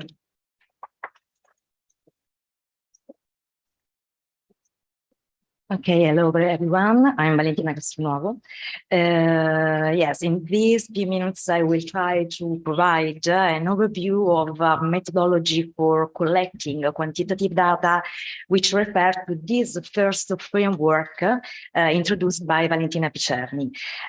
In the Culture project, the CNR has been developed in a specific form in order to collect relevant on current geographical, socioeconomic, cultural, touristic context and environmental context to provide a structured set of data and information useful to launch the action plan's co-creation participatory process. The data collected refer to 3 different levels. A macro level defines the administrative region boundary The meso is the buffer zone of the pilot heritage site that includes the municipalities or the areas that intersect the pilot heritage site. And the first one and the last one, the micro pilot heritage sites, the heritage site target of this research. Approximately 124 indicators were collected for each pilot site area, and each data collected includes a reference to the respective source. In order to contribute to the overall project objective, the quantitative data collection phases aims to determine status indicators capable of representing the starting point for measuring project performances. These data provide an overview of all the pilot heritage sites, focusing on the 4 pillars or variables objectives of the project, and in particular on cultural heritage, tourism and cultural tourism, environment and circular economy, and innovation ecosystem. The section 3 of the data collected form required each partner to indicate the specific basic data on tourist and cultural assets of the region and of the pilot heritage site. The first graphs, sorry for the show. The first graphs shows an overview of cultural and natural assets present in Aragon, for example. Also, partners indicated where available the regional top 10 cultural and natural attractions based on the total number of visitors in 2019. Furthermore, tourism context was investigated through indicators such as the number of total visitors per year month for all public cultural sites in the region in the period time from 2016 and 2020, number of arrivals, number of overnight stays, etc. The section 2 of the data collection form asked partners to provide basic data on environmental context and its management in macro areas, and well as more detailed information in the pilot heritage site. Among other data provided, the Eco-Innovation Index that summarize the current state of national levels. The Eco-Innovation Index is a composite indicator obtained by taking an average of the 16 indicators included in the measurement framework. The first graph shows, for example, the comparison of Eco-Innovation Index recorded by each partner in 2021 at national levels. In alignment with the importance of promoting economic integration, sustainability, and inclusive growth, within the data collection form, the partners have quantified their local innovation ecosystem through the indication of a number of patents application, living labs, innovative startups, etc. In conclusion, this analysis has provided an overview of the current state of a pilot sites region area with respect to the potential of circularity in cultural tourism development. For each pilot area, data mining analysis allowed to explore visitors' profiles and their suggestions, collecting relevant data to assess the baseline context and the potential for the development of circular cultural tourism in the select areas. So one aspect to highlight is the provenance of visitors. In all target sites, a relevant share of visitors comes from the same area or region. This could lead to considering a potential market for proximity travelers, directing resources to developing specific services and products. For future research activities, the collection framework can also be implemented and validated through its transferability to regions ecosystems selected by the project partners in order to explore new context conditions and the new innovation potentials of circular cultural tourism. Thank you very much. Thank you. Thank you. Very interesting, your research, because I think that sustainable cultural tourism is not a theory, but is a more concrete issue. And your effort to collecting data and also to cross two different dimensions, not only physical dimension, macro, meso, and micro, but also the transversal dimension of sustainability, embedding the demographic characteristics and also the specific characteristic of local sites in terms of environmental context, economic relevance of some aspects. I think that, that is very difficult. So thank you.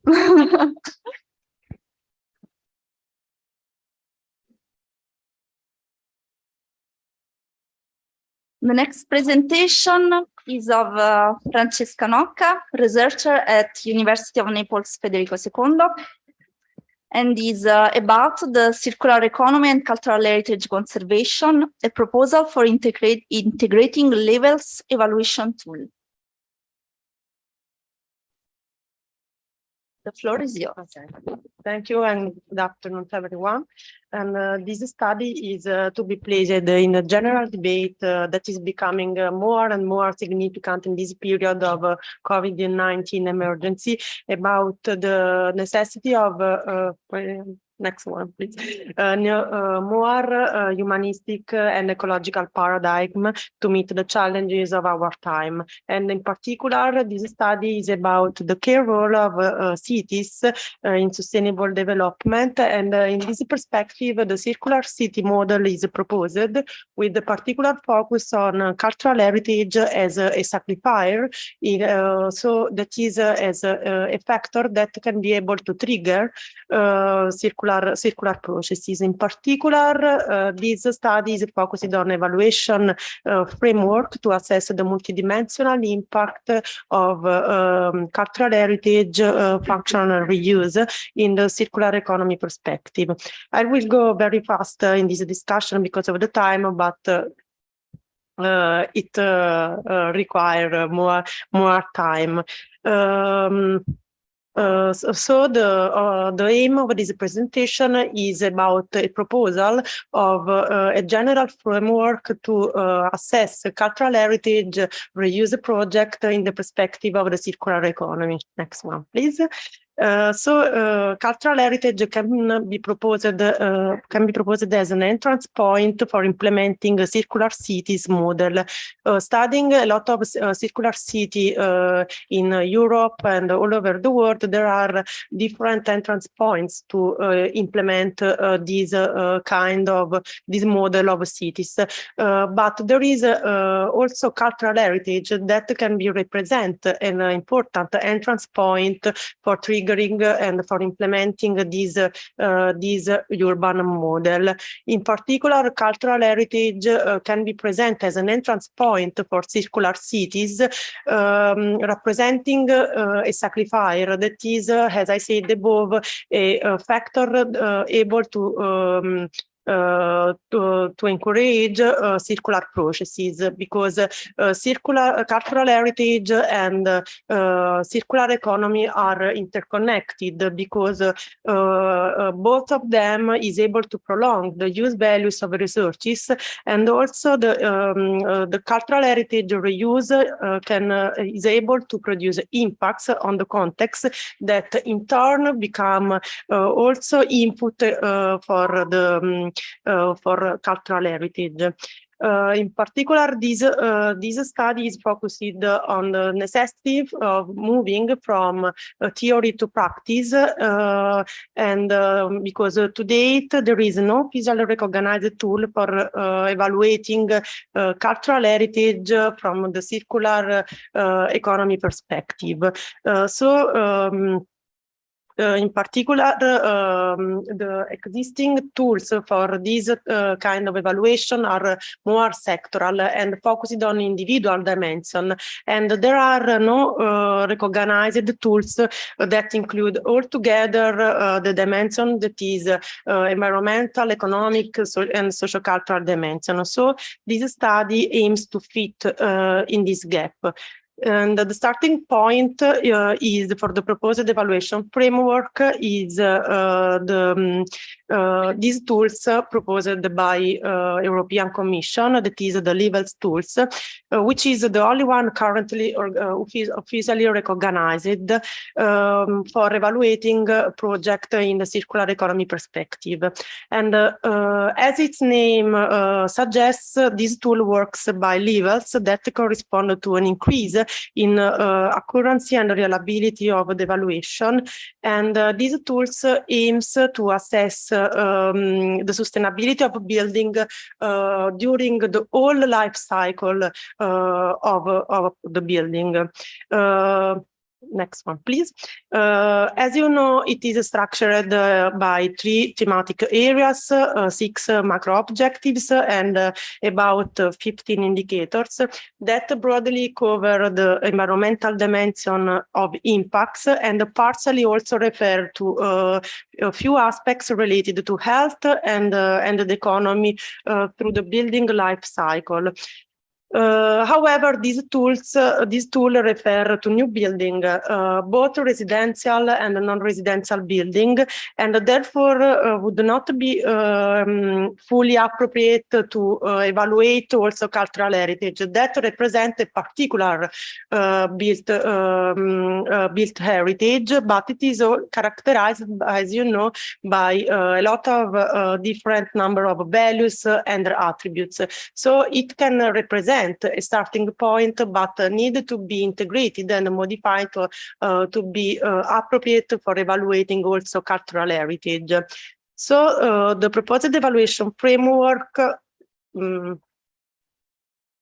okay. Sì, non parla l'animazione. Okay. Okay, the proposed evaluation framework starts from the level tool and integrate it with the other 3 thematic areas deduced from scientific studies based on literature review, but also on concrete case studies, in particular on a previous study about 41 cultural heritage projects all over the world.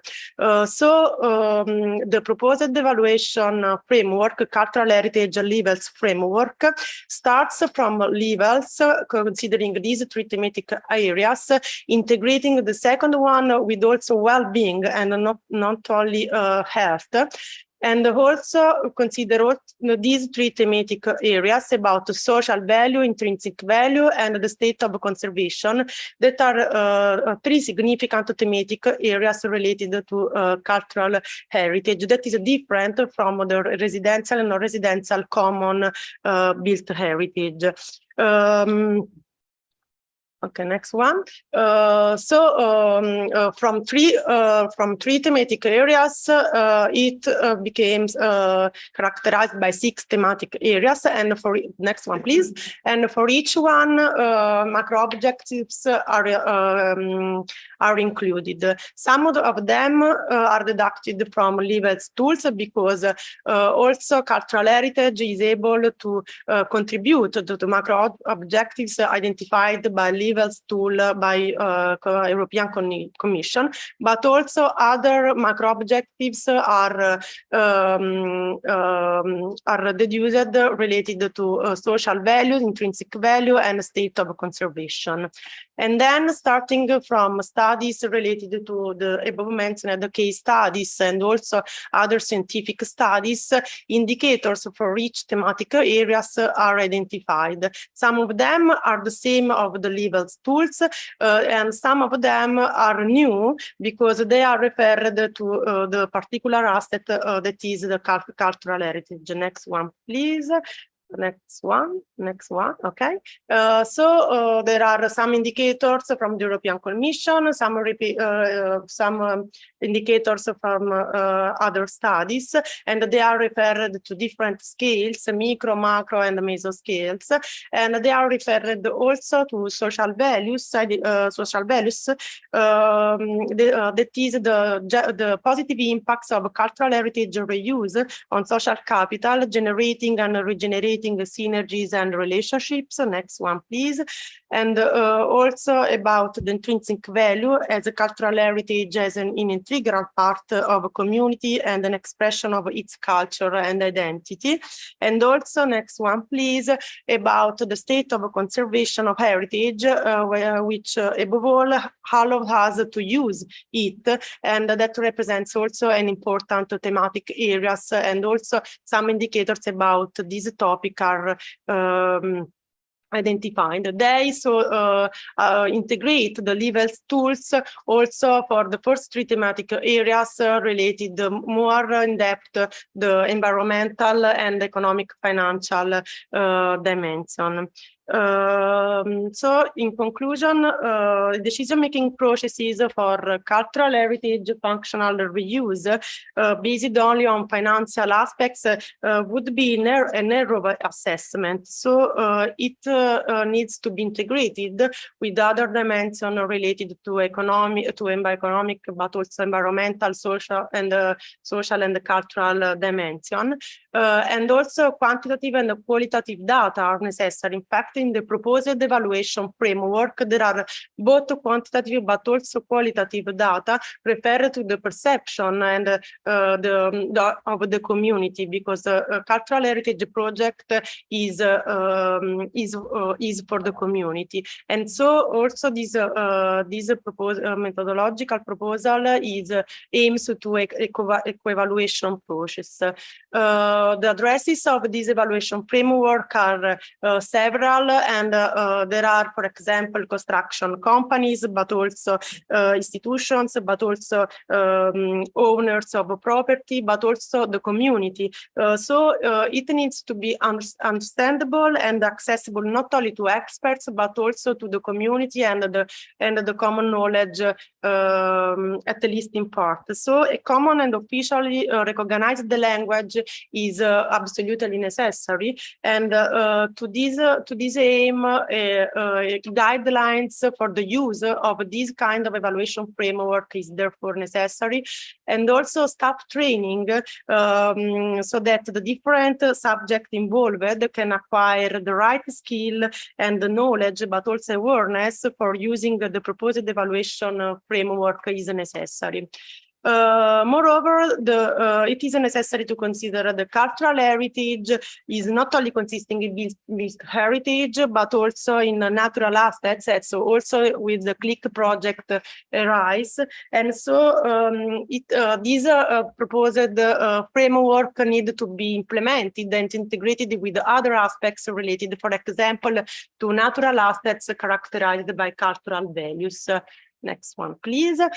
This work is published in this paper with my colleague Pasquale De Toro and Victoria, the surname is too complicated, on the journal Estimum. But also I am working for the concrete implementation of this proposed evaluation framework, because my colleague Maria Rosaria Angrisani and I, next one please, are working to test this evaluation framework on a concrete project of Villa Vannucchi in San Giorgio a Cremano. So we are testing this integrated evaluation framework, identifying some limits and some aspects that need to be modified. For example, in this work, we are integrate the proposed evaluation framework with other indicators from heritage impact assessment and from green building council. And we are working on this test of the framework. Thank you. Thank you, Francesca, for this presentation. And I think that the most interesting aspect is about the necessity also to organize the existing knowledge about the evaluation tools, because sometimes there is no need to invent. Sometimes we are involved in inventing some of new, but the existing tools are also sufficient, and we have to reorganize and to add only the aspect in which there is a gap. And I think that your effort is in this direction and is very useful. Thank you. We have the last two presentations. The next is of Eugenio Muccio and Giuliano Proli from University of Naples Federico II, and is about circular, cultural, and creative city, a multidimensional decision-making process for metropolitan regeneration strategies. The floor is yours.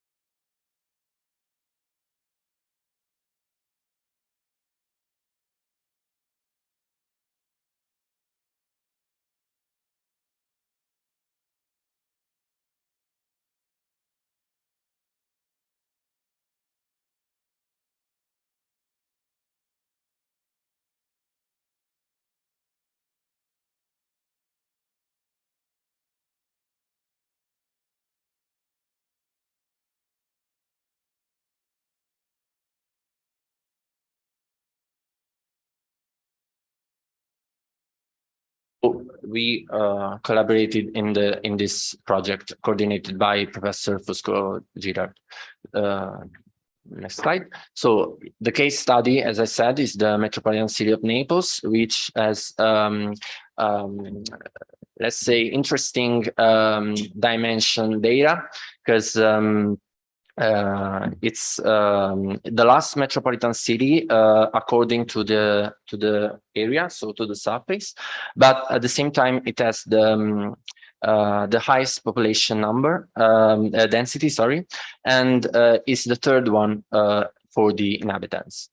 So as we all know, the shift from a linear economy to the circular one is like an objective that is considered in the 2030 agenda, but also it becomes necessary to consider waste, not only all types of waste, as the circular city models highlighted.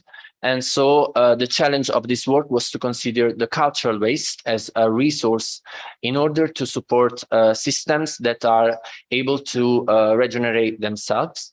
Making the sustainable development goals operative.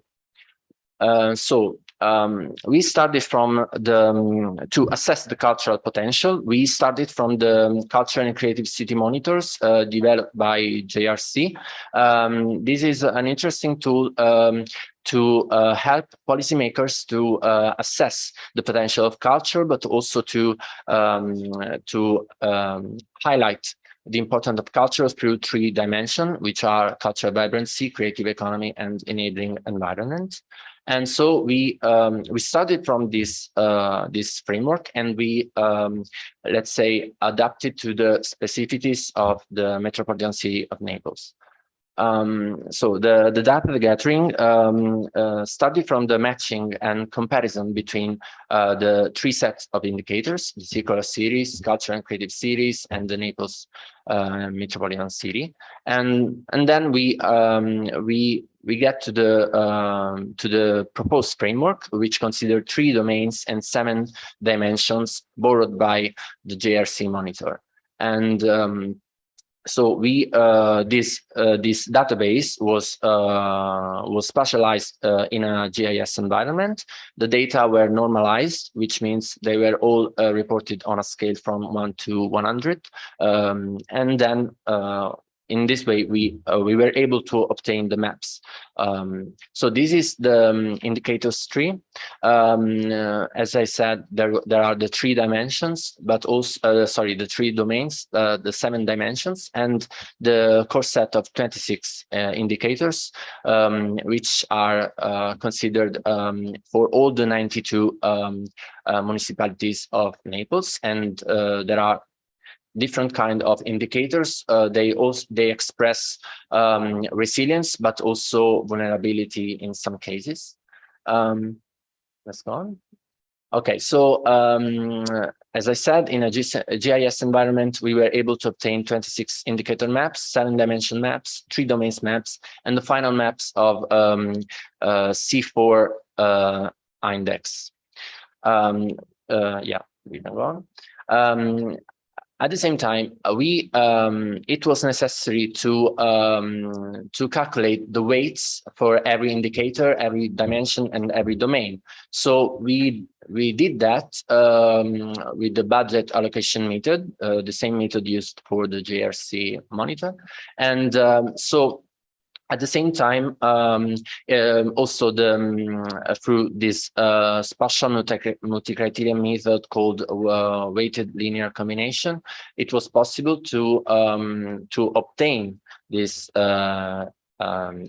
indices, and also the indicators were maximized or minimized according to the as I said, resilience or vulnerability expressed by some indicators. And we can go on. Yeah. quickly, these are the maps that are expressed on a color scale, and these are the partial indices maps. We get then to the three maps of the three domains. So this is cultural vibrancy, and they are all connected to the first partial ranking, which shows the ranking of the municipalities, and then by the weighted average of the three domains, 40%, 40%, 20%, we get to the circular, cultural, and creative cities index, which is this map that shows on a scale from green to red the scores obtained by the municipalities, and we can see that from in the top 10 there are 40% of municipalities of the islands municipalities, 40% of municipalities of the coastal area of Naples, and also 20% of internal area municipalities. We can see that Naples only get the 10th score, and this was possible because all the indicators were expressed as a ratio. So all they were all compared to the surface of the municipality, but also on the population. And this was the only way not to get Naples first in every ranking. So, but also to have a more balanced ranking. So, but how now? So we saw how we assessed the cultural potential of the municipalities, but how to assess, how to identify possible networks between municipalities, and we did that through an evaluation of opportunities with the NIADE method, which is multi-criteria decision analysis method, and also we let's say built up equity metrics, which was possible to get the scenario maps with all these networks. So we went directly to the networks. So the software, so the equity analysis that we performed highlighted three groups of municipalities that aggregates within three groups of drivers that are sorted by preferable drivers.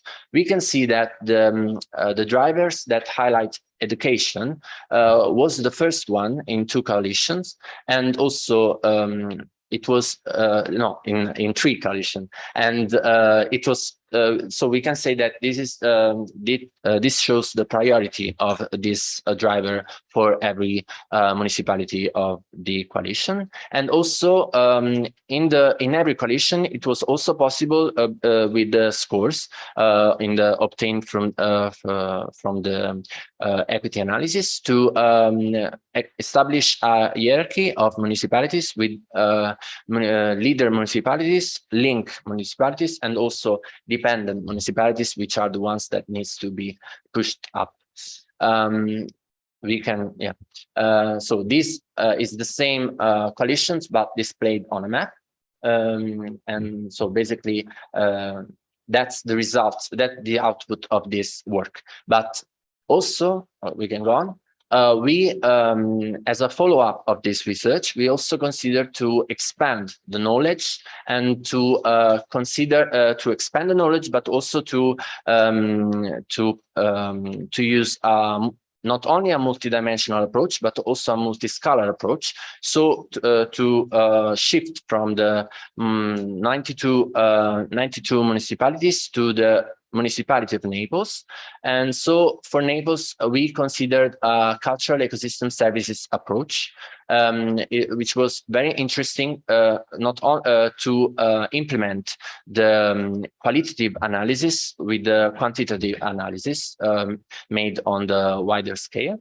We can go on, and this is very shortly the proposed classification of ecosystem services that we realized, and it was based on the common international classification of ecosystem services, and this classification consider the important duality, which is an important novel factor of tangible and intangible ecosystem services. So with the tangible interaction, we consider the hard data, so borrowing again the dimensions of the JRC monitor, and in the intangible services, we considered the most consolidated classification of cultural ecosystem services, and they were also let's say, assessed with a non-monetary evaluation method,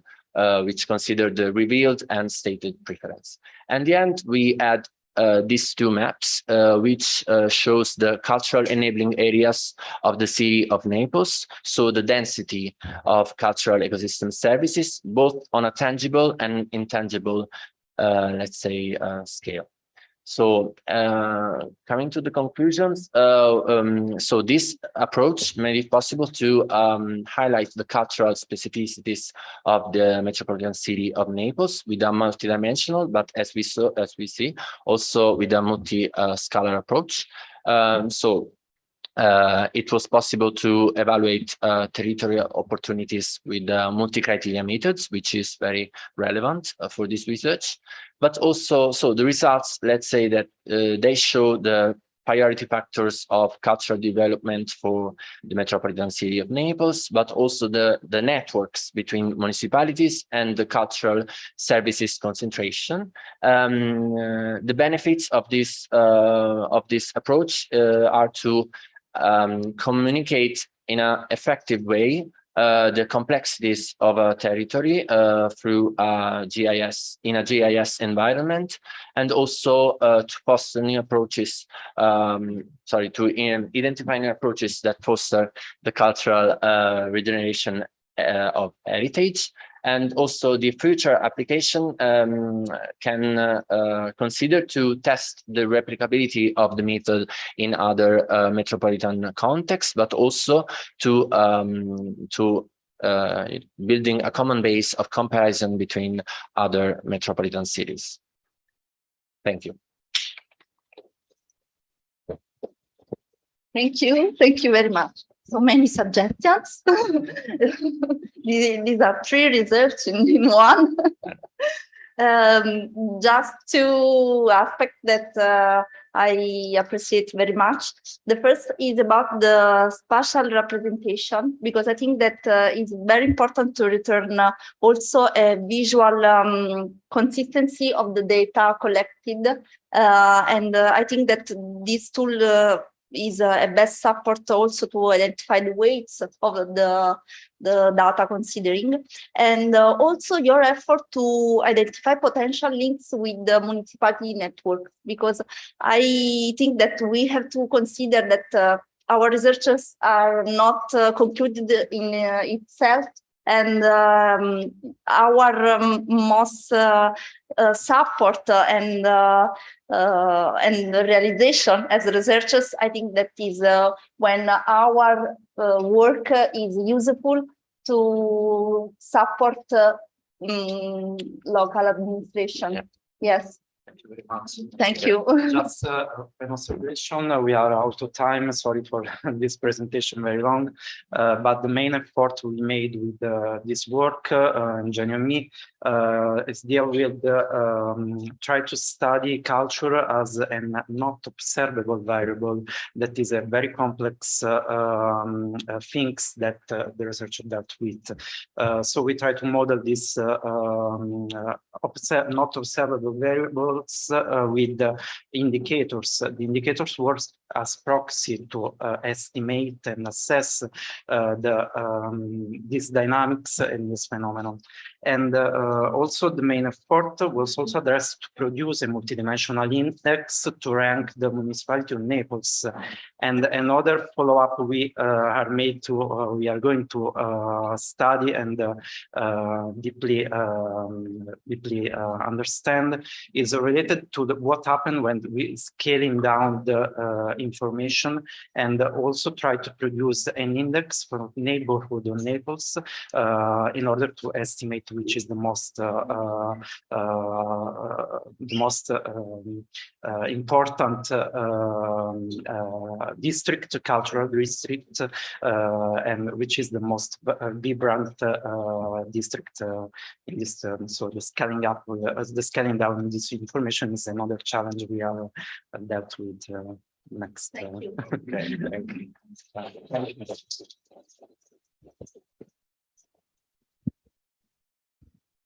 And last but not least, Sabrina Sacco and Stefania Regalbuto from University of Naples Federico II with the presentation on decision-making process for circular regeneration of the city port, the East Naples case study.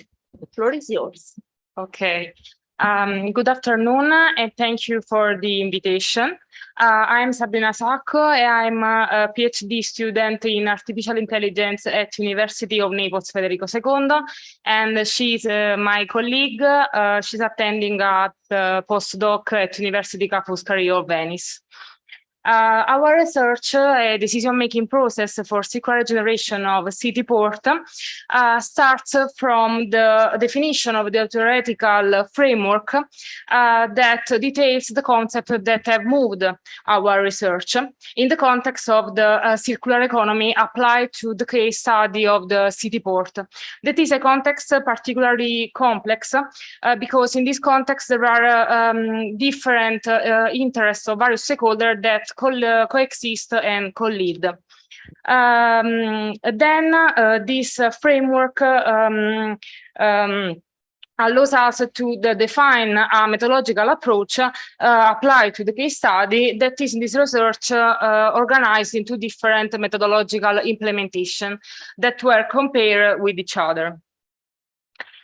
From the theoretical point of view, we try to make operational the SDGs indication through the theoretical operational framework of the circular economy to be applying to the city port context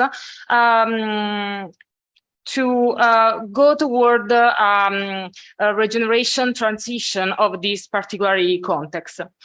This research is part of the results of the second level master in design and sustainable planning of port areas of the Department of Architecture of the Federico II University. And this research tried to answer to these main questions: what approaches for city port planning and what strategies for the regeneration of East Naples city port. All the research is structured into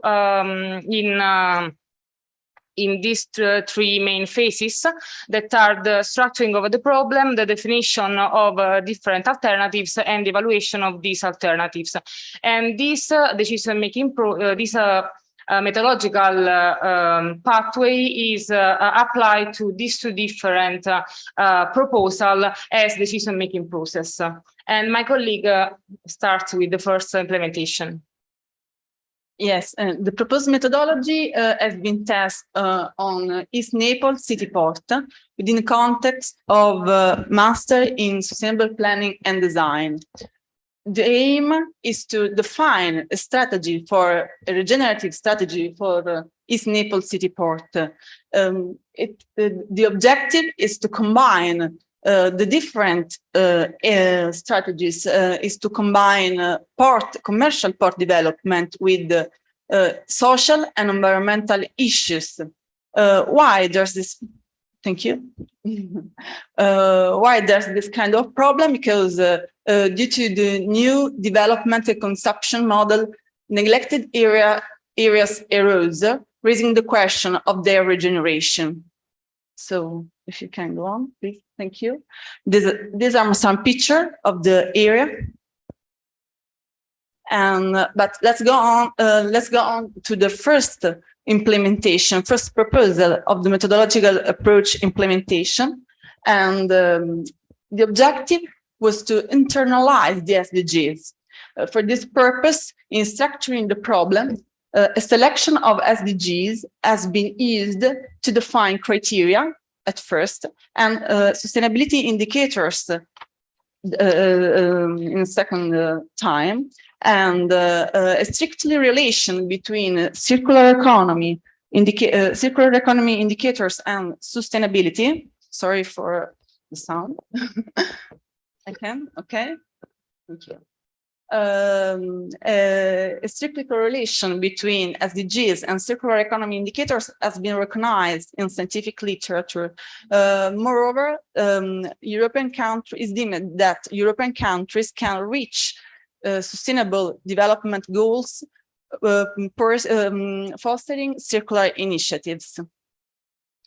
Thank you. And elaborating plan forecast provided by regulating institutional currently in force alongside city port regeneration best practices, three main development scenarios have been defined. The tourist one, the commercial one, and the hybrid one that try to match the first two.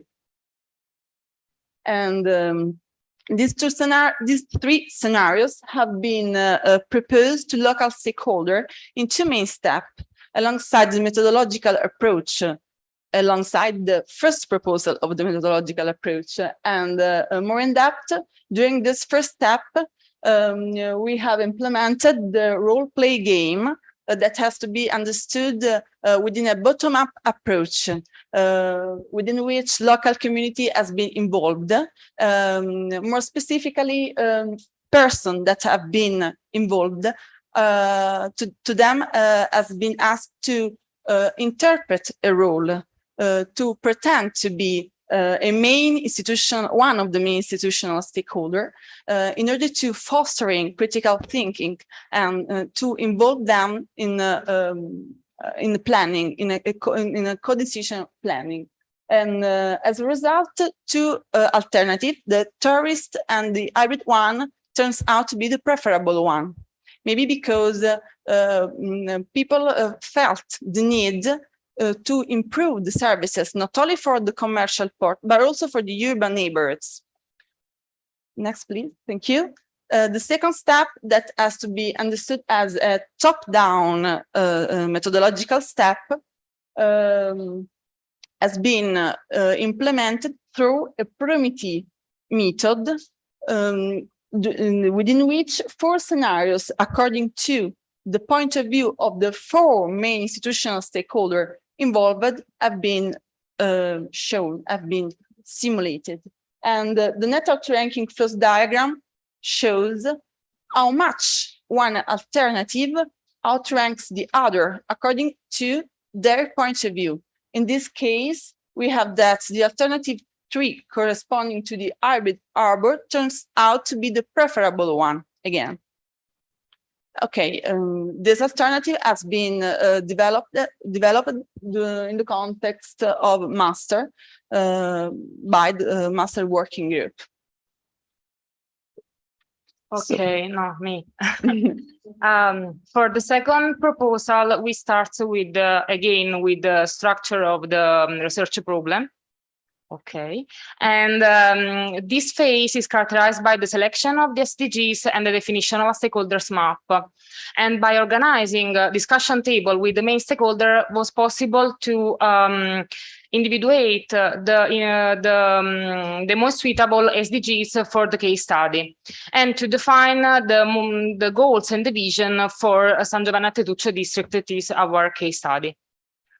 Then, from the result of the discussion table, it was possible to define 3 different scenarios: Portual International Lab, Cultural Lab, and Community Cultural Portual Lab. These three scenarios were compared and evaluated with the EVA mix method that allows to use soft data and hard data collected. And then another method used was the Naiade method that combined the preferences of the various stakeholders with the different indicators and criterion of the various scenarios. The results of both assessment was this master plan that it shows in this slide. Thank you, Sabrina. Without going into specific consideration about the different multidimensional methodology that have been applied, aiming to solve conflicts between stakeholders, we can note that the same methodological approach has been implemented according to two distinct proposals. Okay, in both, SDGs have been internalized in structuring the decision problem. In the first case, in order to define criteria and indicators. In the second one, in order to define objective and goals. Furthermore, stakeholder internalization have been pursued in both proposals. In the first case, in the evaluation of alternatives, and in the second one, in structuring problem. Thank you. To conclude, our research aimed to propose a decision-making process to support city circular development, to pursue the urban sustainable development. That is also the question proposed by New European Bauhaus. And we try to test this approach that is in compliance with maritime special planning. And second point is the results about the strategies, the regenerative strategies for East Naples case studies. As a result, we have that more than one strategy could be assumed as circular one. So the attention is posed on the design solution. Thank you very much. If you are interested, we can don't hesitate to contact us. Thank you. Thank you for your presentation. And I appreciate very much this critical issue, because I think that the reconnection between port and city is not only a physical problem, but it is related and closely linked with the different perception and different interests of the urban and city stakeholder with port stakeholder. So I think that your result explained exactly this aspect, and it's important also to highlight that when we use evaluation tool, the aim is not to find one best solution, but is coherent with our work to have some different scenarios to which reflect and to adapt them to different perspective of different situation and different stakeholder. So thank you very much. Thank you.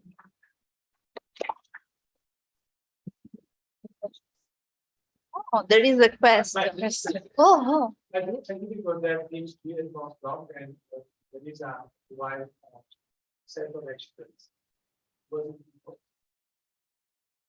No. You can.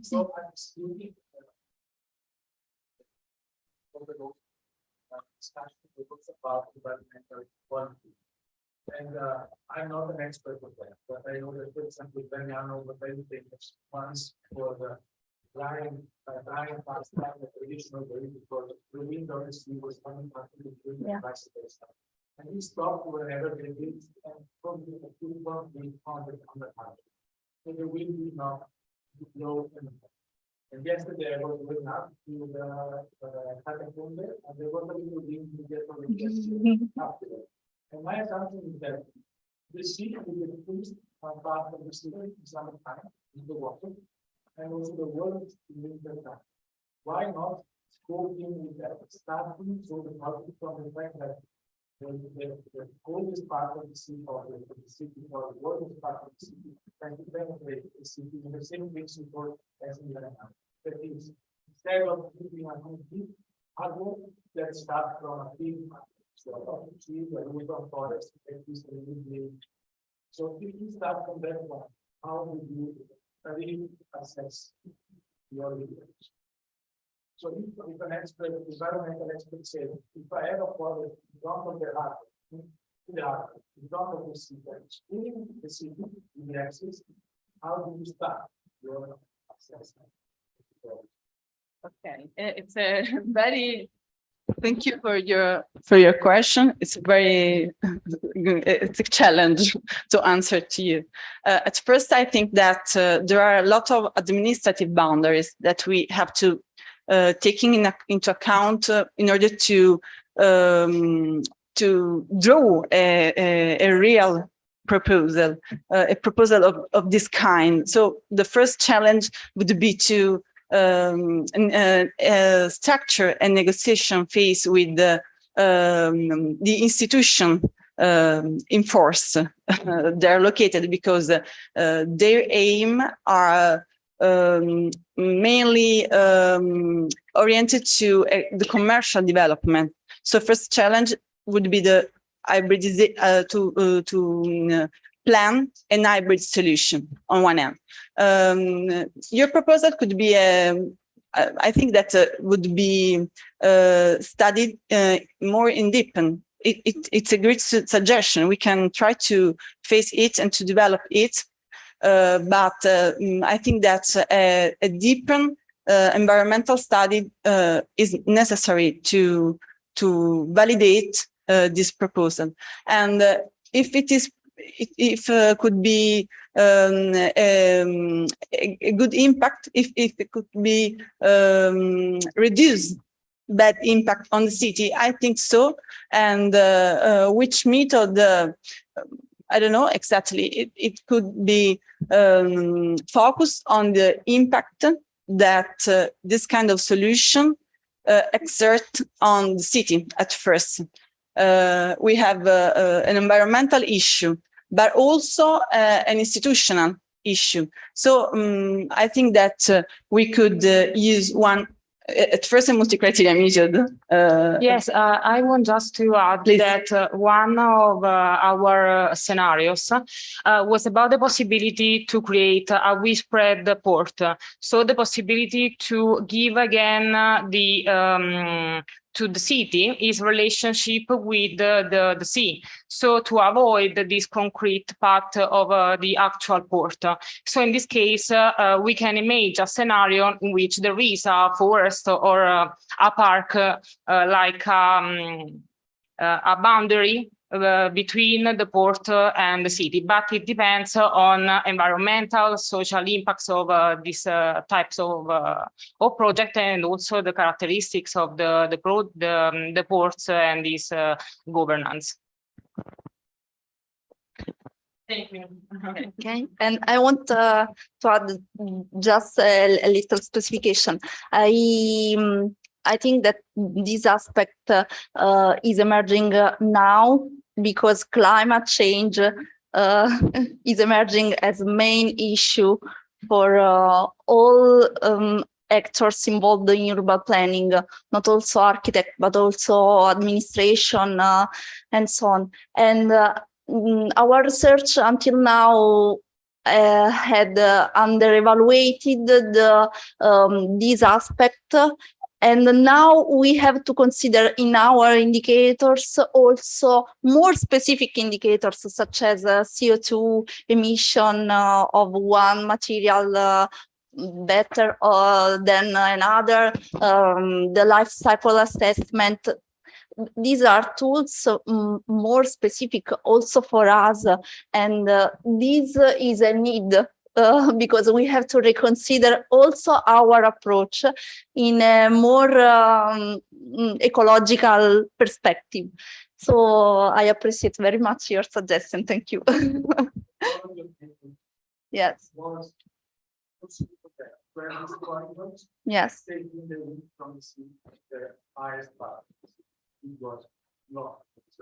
Yeah, yeah. Okay, thank you. We have closed this session. And now, please, Andrew, if you want to make some conclusion or suggestions. Thank you. Just a word while Andrew is joining. Professor Fusco Girard should leave, but he sends many greetings and thank you to all for your patience, for your attention. Really, it has been an intensive, long, but very, very interesting day. So thank you. I don't know, Andrew, if you managed to give some few words of conclusion of this day. Well, I won't dare to keep you 1 minute longer. I think that would be quite cheeky of me. Except I guess but since I'm on the agenda, except just to say, first of all, I'm very impressed with the attentiveness of the audience. I'm sure it's a compliment to the quality of the program, but also to the quality of the audience. So congratulations for that. Because I was thinking Luigi would also be here, I only thought of 1 or 2 things to say from a climate perspective, so that I'll just continue with that.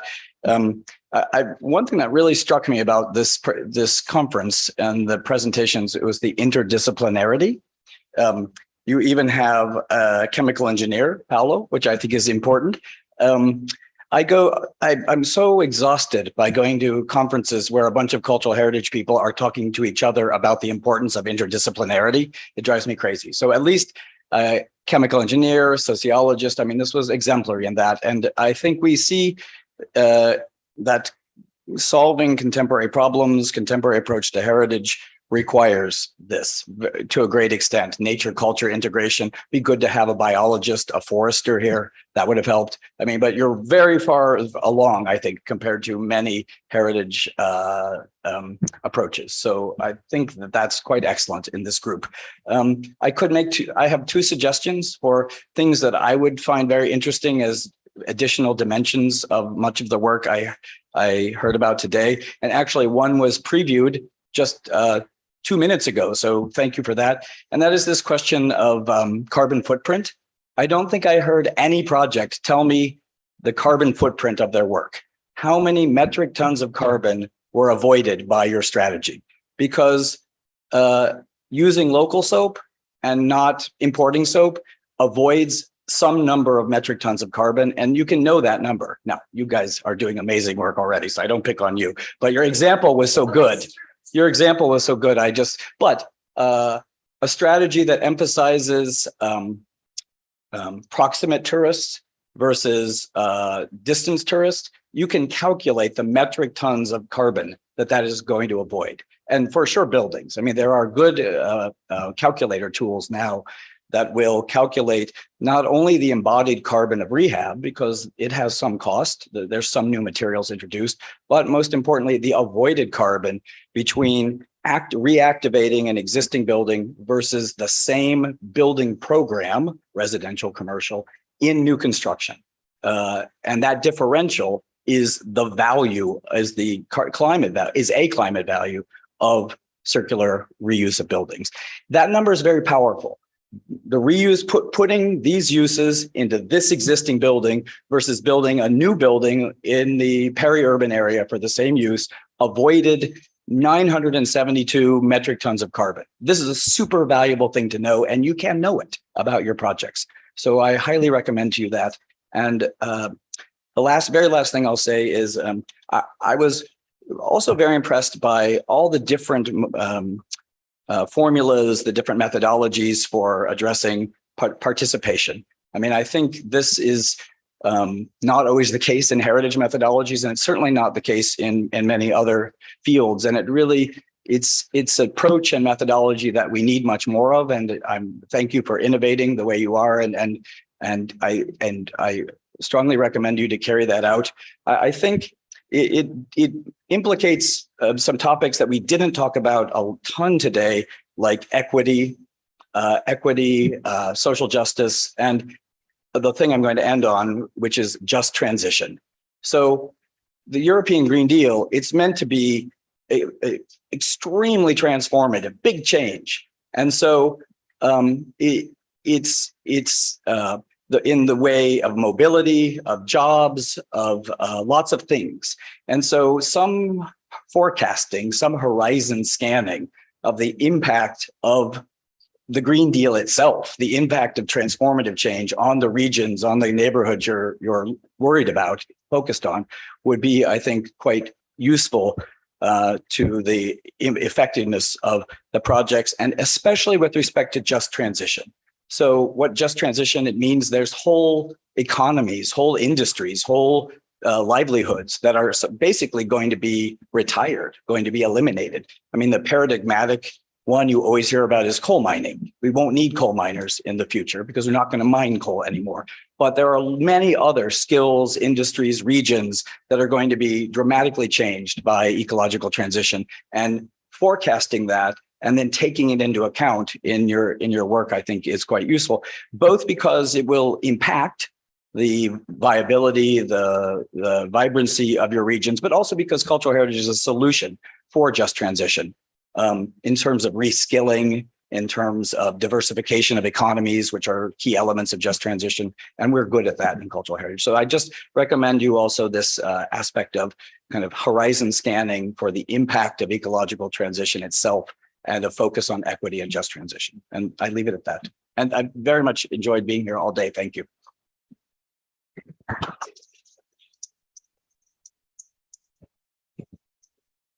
So I think I don't have anything more to add for today. We all have a lot to reflect. Thank you very much for your kind words and for your attention to all the people present still here. So enjoy the evening in Napoli for those who remain here. And yeah, thank you so much for coming.